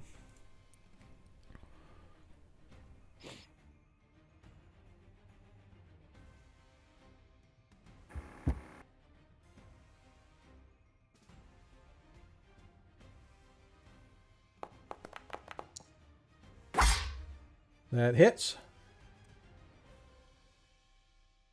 I didn't hear what you say. Bang. No, not that I heard. Nice. As you clear the last of the creatures, finding yourselves sweating profusely, huffing and puffing as you look around to take stock of your damage, and we will clear that up when we next meet next I'm going to Monday. contact you sometime during the week so you can explain to me how your fireball spell works. Yep, I will. Yeah. I'm not exactly I will double sure. check and make sure. This Monday is Christmas. Yeah, no, that I want to play on Christmas, right? You guys don't want to play Christmas? No, just kidding. No, we're not. We are not here next week. And to be honest, we're not here next week, and we're not here on the 1st either, because I will be up in Carolina until Sunday the 7th. So our next game is going to be Monday, January 8th. All right. For those that follow this game, hopefully we'll see you there. If you follow our 5th edition game, we are gaming this Friday, although we'll be down a player who I think has got some holiday stuff going on. The majority of players said they want to play. You know, if you want to play, you can step in and play Nilo, who is our half. It did it again! Because my game that usually runs Friday is canceled till the new year. Okay. Until the holiday. All right. Let me go here. This is really... So I might can play, or I will be handing out some Okay. some tokens or something. Okay. So I have to figure out how to get rid of, because we ended combat. And I don't know. Combat is ended, and I don't know why the players would still have the. Sorry, I'm just talking to myself here. Just trying to look and see why the players would have these effects still applied when I ended combat. But that's okay. Hopefully, it won't happen again. But yeah, we will be here Friday. What's that? Next time we're playing Heroes at 8th. January This is 8th. crazy. Yeah, that's what you said. It just did it again. What's going on? This is funny. I'm on my little game timer thing. Yeah, I think that's what I'm saying. I think it's because the game timer is running. It's going every so many seconds. So I'm just going to see how many times it'll do it until it kills you guys. Oh, great. But anyway, for those that watch the stream, we aren't going to be back until Monday the 8th. If you watch our 5th edition stream, we are gaming this Friday. Although What we time? might be... Our stream is the same time every Friday. The same time as this game, 7:30 to 11. 7:30. Okay. Yep, same time all the time. So if you want to come watch us, come watch us. I appreciate it. I found you on Twitch. Yeah, so if you haven't followed us, if you're new here and you haven't followed us, please do so. !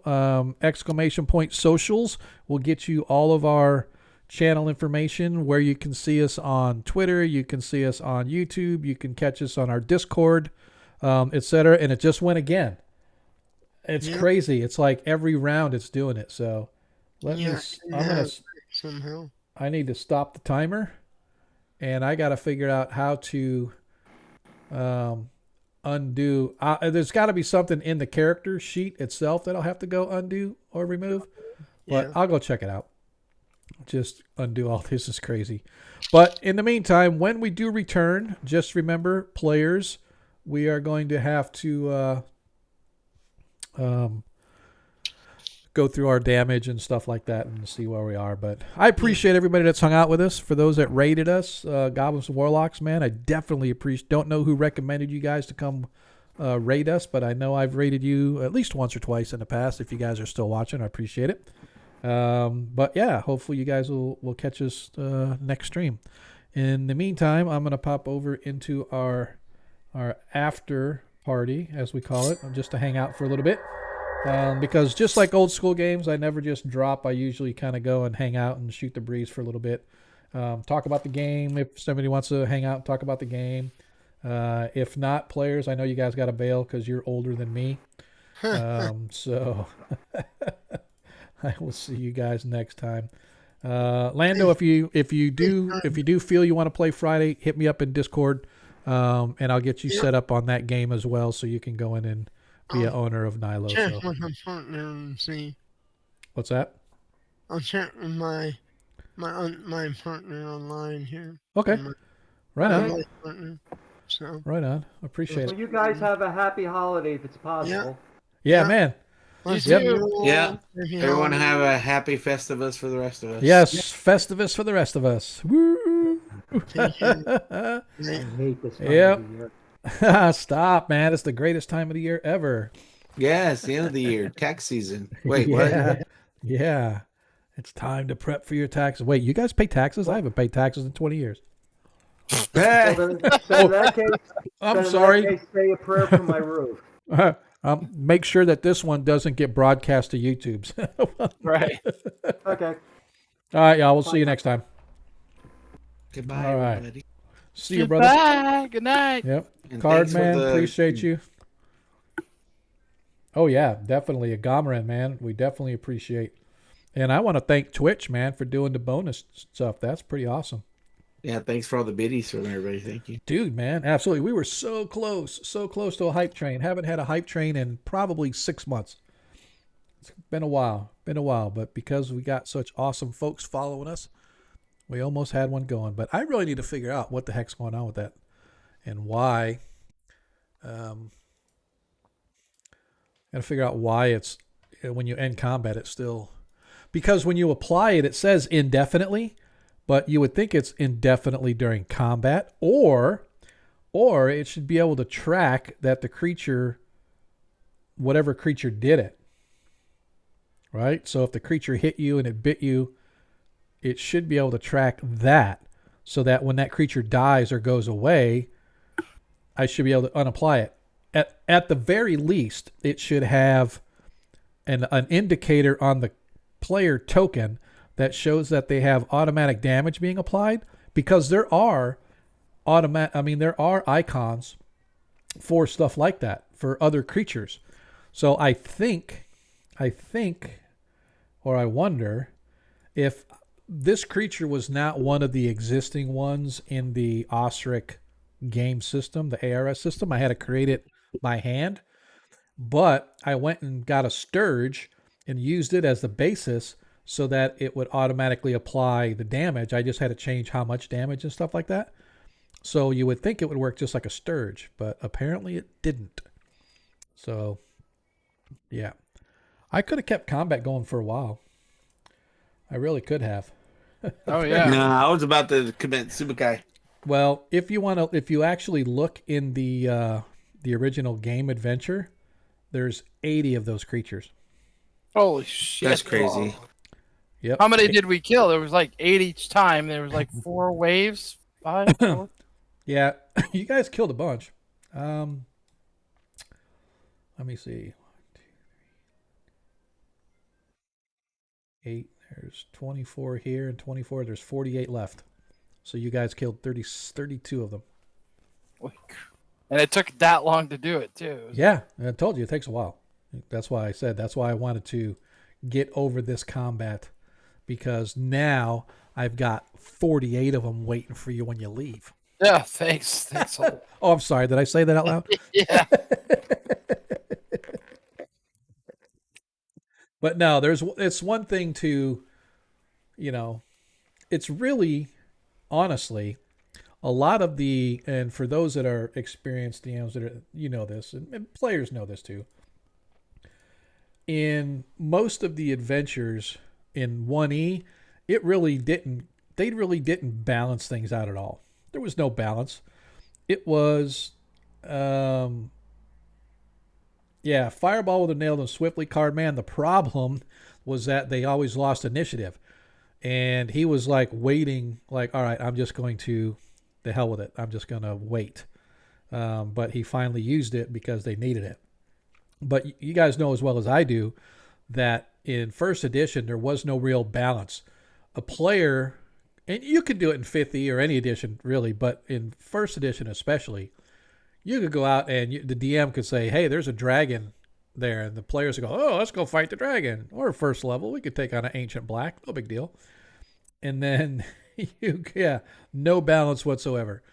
Where in 5th edition, it's more balanced to the point where even though it's harder to kill characters just because of how fast healing can happen, which is why in my 5th edition game, I've tweaked it a little bit to make it more gritty, even grittier than DMG, a little grittier.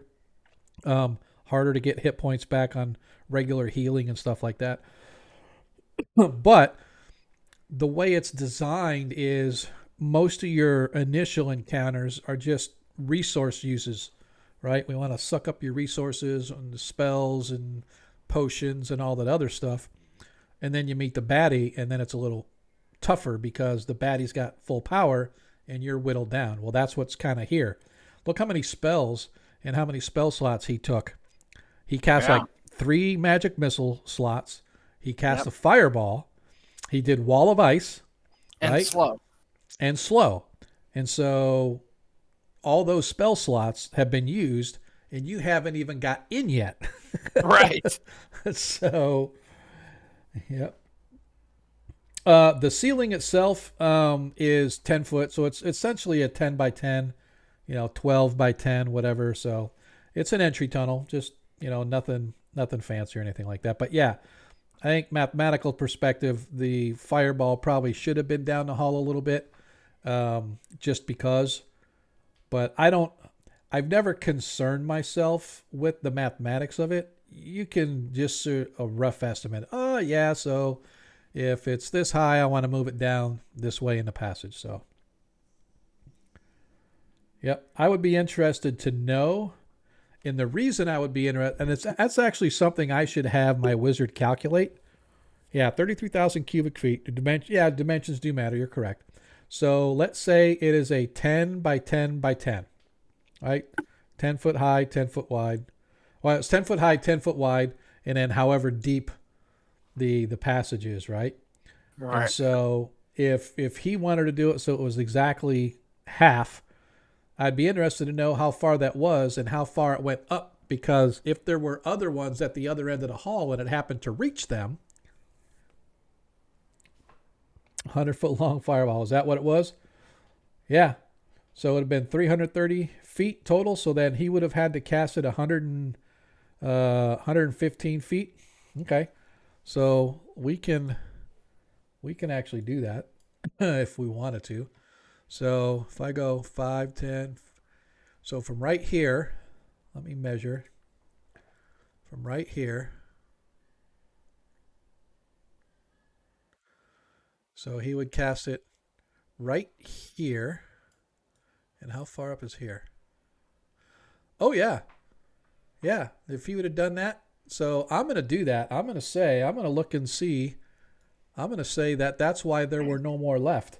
Because his fireball will have made it all the way to the end of the hall and eviscerated all of the creatures that were down there. Because he did 31 hit points of damage. Yeah. And they only have 7 hit points each. So even if they save, they're gone. So that's why there were no more that came down. That's my story, and I'm sticking to it. So after it all works out in the end. It does. His fireball. Yeah. Yeah, I get you. 50 feet away to be safe, but yay, party win. So I just need to take. Let me do. Oh, experience though. We actually killed 80 of them. There we go. Yeah, there's 5,200 experience just for killing these creatures. Holy crap! But that's not each. Oh, sure. So that's 1,040 each. Plus, I only need like wow, that's enough to get plus me to the level crocodile. 20. Yeah, plus the crocodile. So.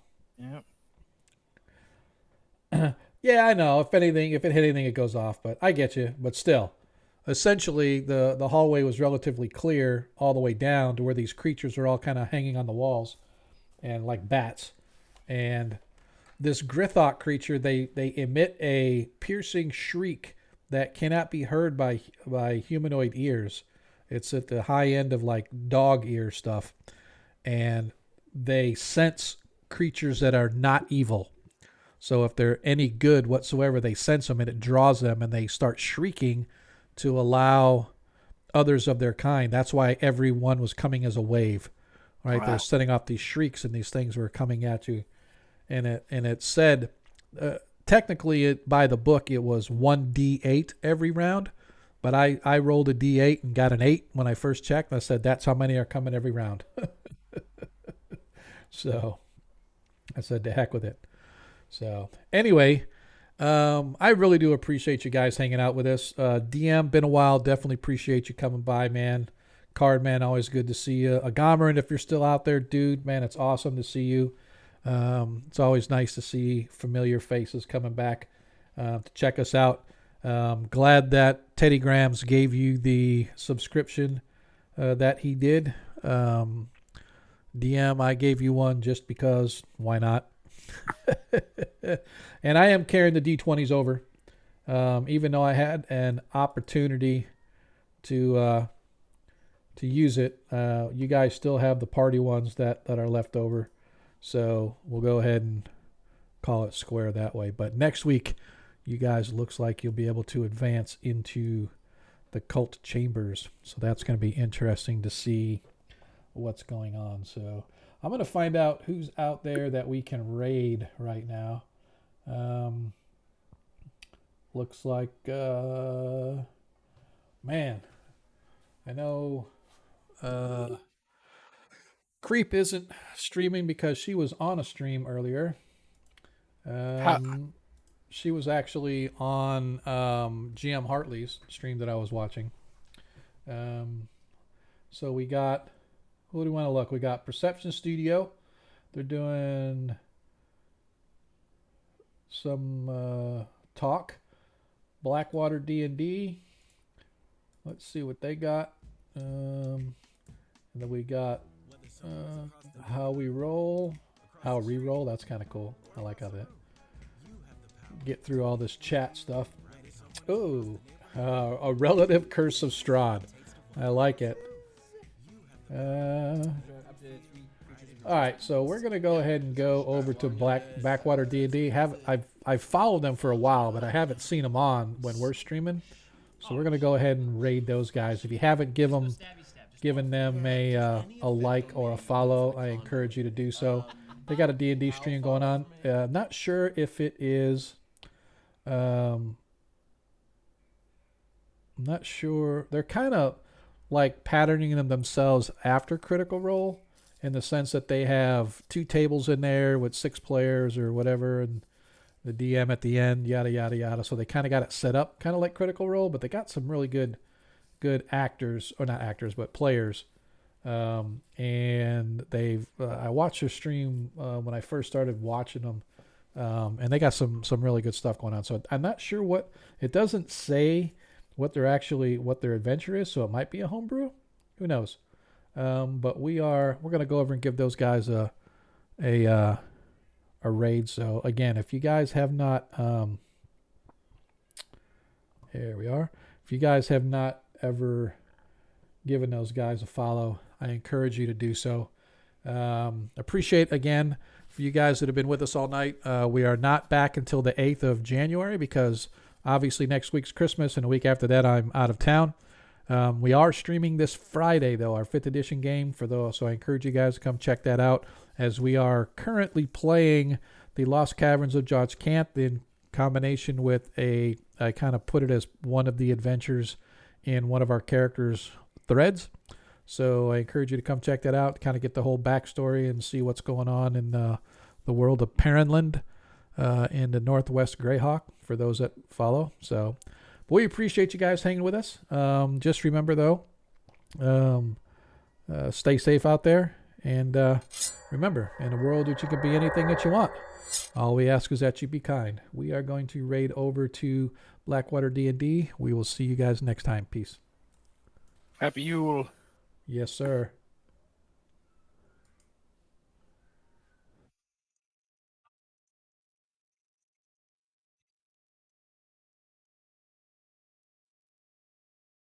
All right, it is Thistle's turn. Yeah. Bear it. Bear it up. Ooh, bear time, bear time. Bear down. Unblind bear. Unblind bear. That's my favorite type of bear. Alrighty. That's not great. That's a 9 on the bite. 9 does not hit. That is a 22 on the claw. Yeah. Now. There's That is 11 points of damage. Nice. All right. Smash, smash, I smash. got so demoralized. So As quickly with the 11. you see this drake come down, and you just managed to slip out of your rope bonds, why don't you come to the table? Yay! Hello, everybody. Sucks. And we're not just being mean. Can you tell us who you are and what you're doing here tonight, my friend? My name is Abdulaziz. I am a fellow podcast TTRPG individual from a different show. And I am here to play a character of my own devising named Sucks Benedict. And the art should be rolling through there very shortly. We're very excited to see this wonderful Is it off to human. Espa? It should be off to Espa. No, I think it's at the very end. All right, guys, have a good one. I'm out. All right, brother. We'll see you. Later, man. Have a good. Yeah. I am bouncing out too. We shall see you next time, sir. Yes, sir. Have a good. I would like See ya. to use the.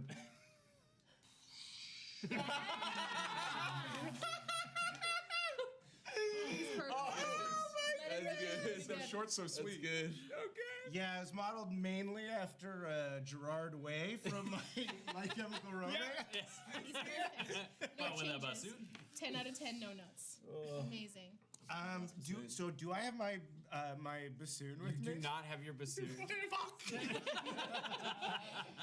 I will say you probably have another little instrument on you, like a little. Right. Sucks also has His pocket bassoon. I'm gonna have I have a little recorder in my pocket. Yes. Yes.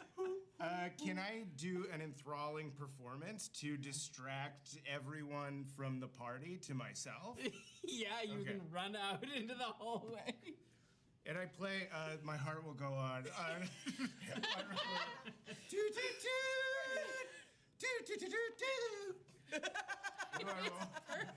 Enthralling performance is. I believe it has to make a save. Yeah, I think. Yeah. Well, you're playing it to the party. I know. I'm trying to distract all the attackers. Okay, so yeah, just the Drake. Drake. All right, so the Drake makes a. Oh, the art is so good. So good.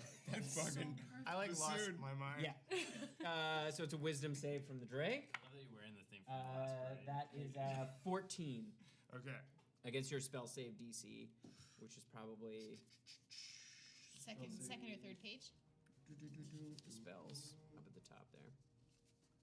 13. 13. Okay, so it managed to succeed as it sort of like looks over its shoulder and shakes its head. Not a fan of the finer arts, I see. Sucks is just like, fuck, this usually works! Do you hear that? Yeah, you would all see. Can you describe Sucks as he comes around the corner? Well, three of us don't see this. Three of us here, we hear My Heart Will Go On. So little context. What's happening? Yeah, Sucks. He looks like a lot like Gerard Way from My Alchemical Romance. My alchemical romance. Yeah, in world it's called My Alchemical Romance. Oh my god. And he's very skinny. He does not take care of himself. He's 18 years old. He recently went hard into like the emo scene kid kind of phase in his life.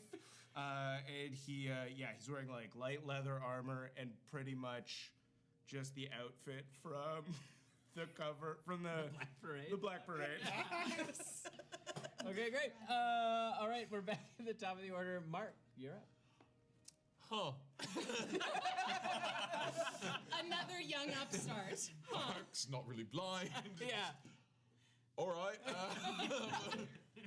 1 second. We'll come back to you.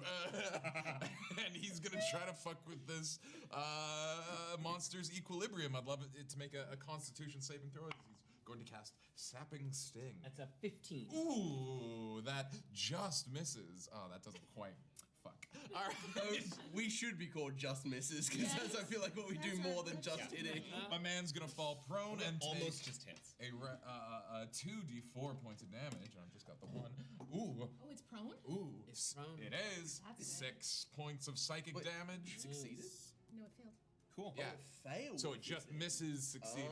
Look, I'm a saving throw guy, and our cool new catchfriend is not my best friend. I'm working on it, but that does mean Johnny Built Wrong goes next. So he's gonna come advantage. trumping over with his many legs. And I don't know if you ever seen Yeah. like an angry deer, like a deer that maybe isn't a fan of a cat, but it's a lot like.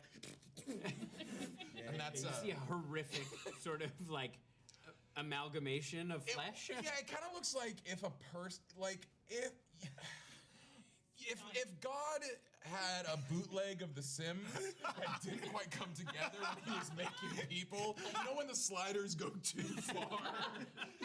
My imagination's always been someone who's done a really nice portrait of a hero, and then there was a leak in the roof, and the paint run.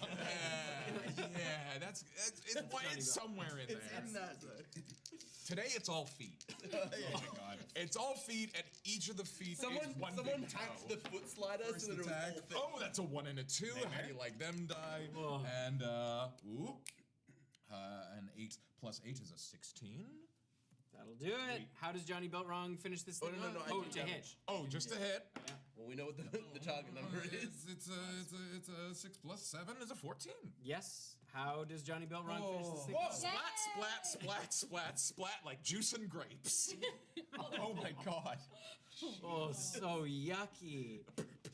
As you watch as Johnny Built Wrong turns this Drake into pulp. And Johnny Built Wrong has never actually heard music before. So it does seem that despite not having any holes for ears or anything else, he is in fact dancing to this rendition of My Life Will Go On.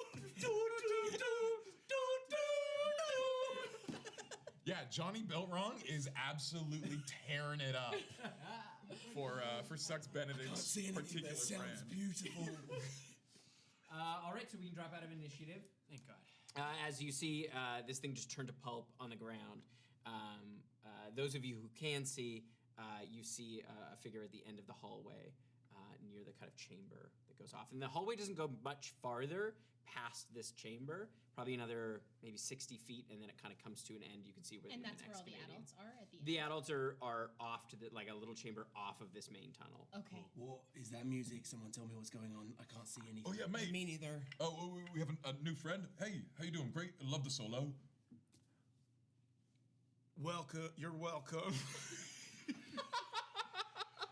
Sorry, I meant to say welcome to Sux Benedict, and then you thanked me, and then I didn't know what to say. So you're welcome. Is that the name of the mine? Is that where we are right now? No, it is the name of this mine, and then he gestures to himself. Can I ask a question? Yes. Does his voice, is it dropped?